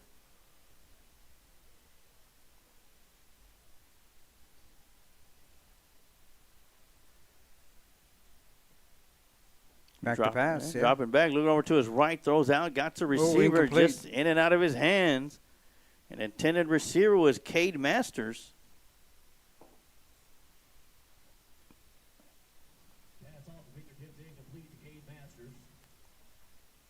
So that'll stop the clock with 57 seconds left. 3rd down and 10 coming up. Let's see Caden Mavis coming in at safety. Get some play on defense. Played safety all last year. Man in motion for the Eagles. Throwing towards the right side. Got the receiver in the ball. end zone. Jump ball, no good. And good coverage there by Josue Osorio to bring up 4th down. That was a great throw by Doobie, but even greater play by Josue Osorio to come up with that one. 4th down for the Eagles. And under a minute left on the clock. All right, we'll get there, gentlemen. We'll get there. 51 seconds left to go. Dropping back, throwing over the middle, and that one's going to be incomplete as a penalty flag comes in late. Yes, way late. I don't think that ball was catchable either. But they'll give them a first down.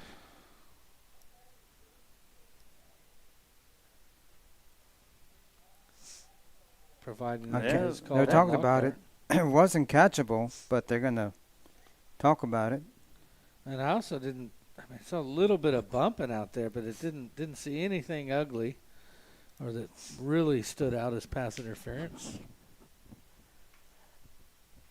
So that's going to give the Eagles an automatic first down. They should move the ball about to the 9 if they do have the distance. Nope, they're doing. Put it at the 2-yard line. Come on.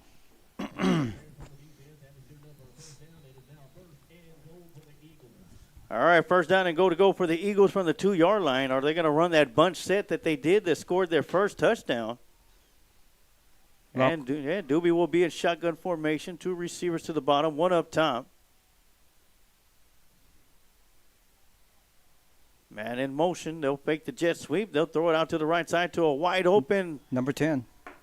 Mason Thomas for the touchdown. Man, busted coverage on that one as nobody was home on that side of the field for the Lions. And in coverage out there was Josue Osorio, and I liked what I saw from Trey Brown. Went out there and talked to him and told him, hey, it's all good. Gave him a little confidence. Going for 2. Looks like they're missing somebody. No, they're going to kick it, but they're missing 2 players. Yeah, missing a lineman down there. So Manuel Duron-Leon will come in to kick the extra point. The snap is down. The hold is no good. Ooh. And great job by number 23, Josue Osorio, to come in and make sure that that extra point try was no good.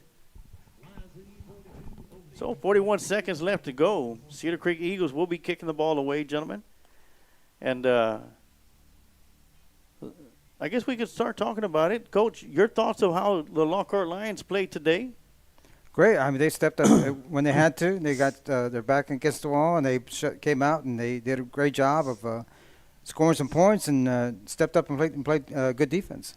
And, TD, if there was anything that you would like to, as a coaching staff, was there something that you saw that still needs to be worked on heading into week 2 of district play next week? Yeah, this week was a much better game for the Lions. Lockhart defense played really well in the second half, and the offense did well. They always do on the offensive side of the football, scoring 42 points tonight.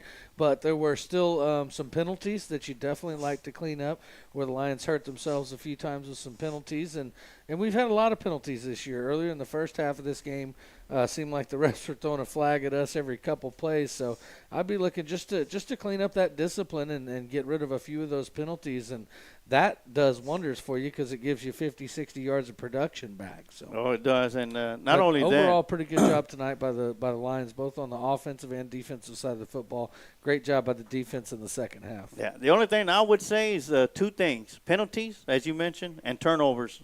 Clean that up, and I think Lockhart's just going to do fine going into week 2 of district play. As next week it'll be a home game. Oh, and the most exciting things I saw tonight, too, is the takeaways on defense. We've been kind of waiting for that. Yes. And so they'll call a timeout here, and Lockhart will switch their hands team just in case. All right, so while they're doing that, I want to talk about the Ride in Style final road game of the year. Thanks to Texas Event Shuttle and the Lions Pride Sports Broadcast, 5 lucky Lion fans and their 2 guests will win tickets and a Ride in Style on a Texas Event Shuttle bus to the Lockhart Lions versus Piper Warriors football game on October 27th. That's going to be the final road game of the year for the Lockhart Lions. And on October 8th, during the Lions Roar podcast, we will be selecting the last 2 winners that will be joining Sylvia Martinez, Deborah Ortiz, and Francine Hunt, along with their 2 guests apiece, and a ride in style to the final road game of the year. On October 8th, we'll select winner number 4 and winner number 5. If you haven't done so yet in this broadcast, all you got to do is in the comments section type in the words last ride, and you will be automatically entered into that drawing. As well as next week, we'll be giving away some free tickets to the home game against the San Antonio Veterans Memorial Patriots, courtesy of Kent Rental Property and the Lions Pride Sports Broadcast. We'll be selecting 3 winners this Sunday during the Lions Roar podcast on the Lions Pride Sports Broadcast. Winner number 1 will get 2 free tickets. Winner number 2 will get 3 free tickets. And winner number 3 will get 4 free tickets, all courtesy of Kent Rental Properties and the Alliance Pride Sports broadcast. All you got to do is in the comment section, type in the words giveaway, and you'll be entered into that drawing. And they're going to go and kick it deep, and call in for a fair catch will be Bart Key. And the Lockhart Lions will have the ball at their own 25-yard line with 41 seconds left to go. And I'm pretty sure, gentlemen, this is just going to be a kneel-down situation. Victory formation. I'll tell you, I would really love to see the Landry shift. I'm going to have to talk to Coach Mavis and see if we can get the Landry shift out here. I don't think Coach Mavis even knows who guys, he's only 45 years old. He probably doesn't even remember who Tom Landry is.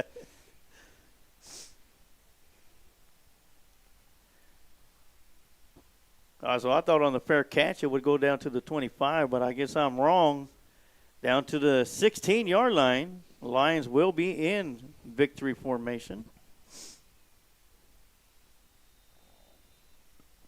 And barring if Cedar Creek uses any timeouts, this should be the last play of the game.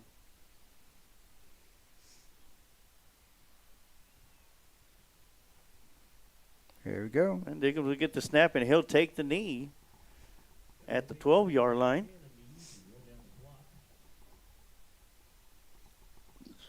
And that's the exact same between the game clock and the play clock, so they probably shouldn't have to snap it again. But there's a little unsurety about it because there's like maybe a hair difference between the two. They look pretty on sync. Well, it looks like that's going to be it. The Lockhart Lions going to be heading to the sideline, and they'll be lining up at the 50-yard line. As we're underneath 10 seconds, the Lockhart Lions are going to start district play 1-0 in 13 5A Division II. And that's the start the Lions had to have, as it does not get easier from here. Next week, Lockhart has San Antonio Veterans Memorial coming into our house. Oh, yeah. We're going to take a quick timeout, and we'll be right back with your Kreitz Market post-game show right here on the Lions Pride Sports Broadcast. Smoke Texas Barbecue puts smiles on faces. Since 1900, Kreitz Market has been putting smiles on faces with every bite of Smoke Texas Barbecue. Located off of Highway 183 at 619 North Colorado Street in Lockhart, Texas, fifth-generation owner Keith Schmidt continues the tradition of providing the best barbecue in Texas with its award-winning varieties of beef, sausage, and pork meats. All Kreitz Barbecue is post oak smoked to perfection under Pitmaster Roy Perez's watchful eye in Kreitz Market's hallowed brick pits. Let Kreitz cater your party or event. Kreitz can assemble a complete barbecue dinner and sides for any event in Central Texas. To get a quote on catering, Kreitz Barbecue Catering Manager Weston Black can be reached at 512-398-2361. That's 512-398-2361. Kreitz Market opens 7 days a week, Monday through Saturday from 10:30 a.m. to 8 p.m. and on Sundays from 10:30 a.m. to 6 p.m. You can find out more about Kreitz Market on their Facebook page or go to kreitzmarket.com. That's www.kreitzmarket.com.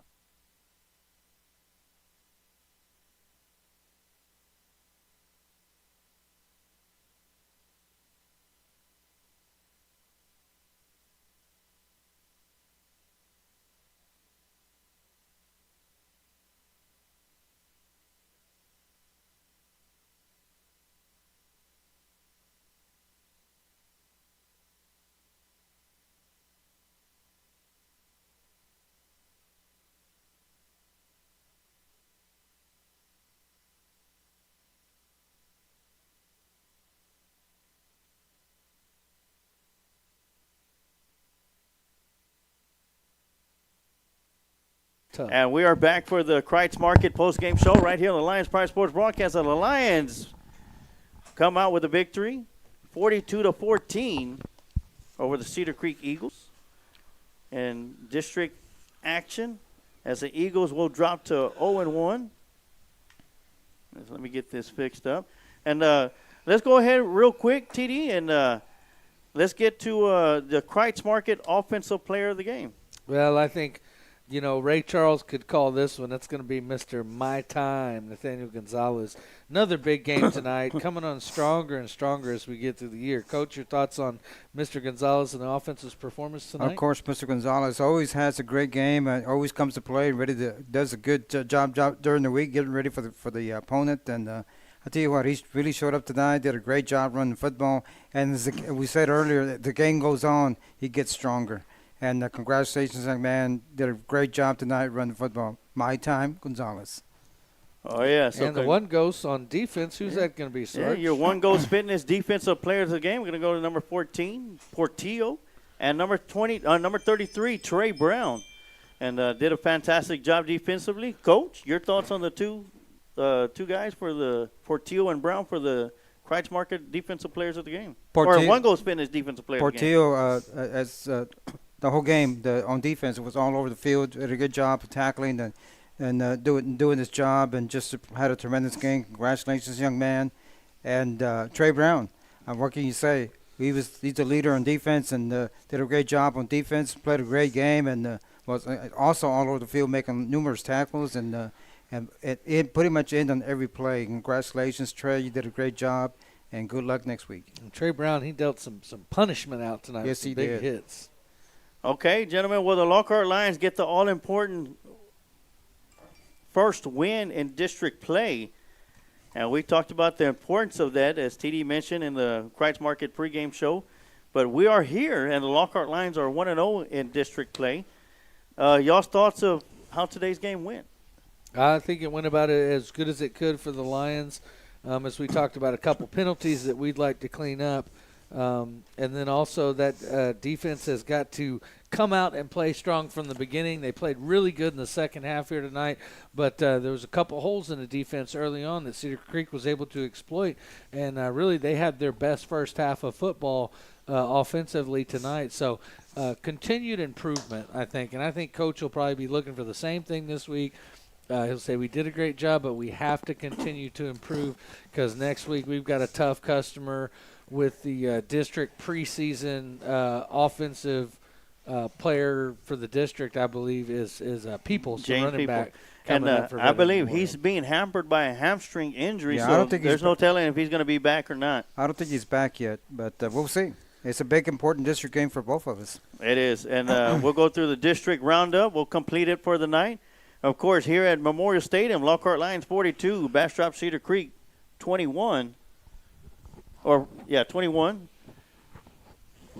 And it is a final. Kerrville Tybee Antlers 34, Liberty Hill Panthers 28. Almost came back. Yeah. And at Piper Warrior Stadium, Piper Warriors all over the Bears 63-22. And it's a final for the Luling Eagles as well. Blanco Panthers 49, Luling Eagles 7. And the battle of 0-4s, former coach of the Lockhart Lions, Coach Herman's Marble Fall Mustangs get their first win of the year and defeat the Fredericksburg Battling Billies 14-9. So congratulations to Herman, and congratulations to Coach Mavis and the coaching staff. Fantastic job here at Memorial Stadium. Lockhart Lions comes out with a victory, and we'll be heading off to week 2 with the 1-0 record in district play to take on the Veterans Memorial Patriots, who had their week off this week. But they'll be looking to get back into action next week at Lions Field. And we'll be back there for more action right here on the Lions Parties Border broadcast. So as for myself, in middle Sarge, go ahead, Coach. Real quick, I'd like to give kudos to the great helmets the Lockhart Lions are wearing tonight. Oh, yes. Love it. And if you didn't get a chance to look at the helmet, here it is real quick as we close it out. The final, Lockhart Lions 42, Cedar Creek Eagles 21.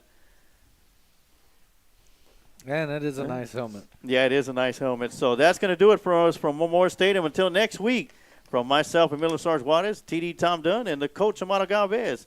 Like I always say, you could take the lion out of Lockhart, but you can never take the heart out of Lockhart. Go Lions.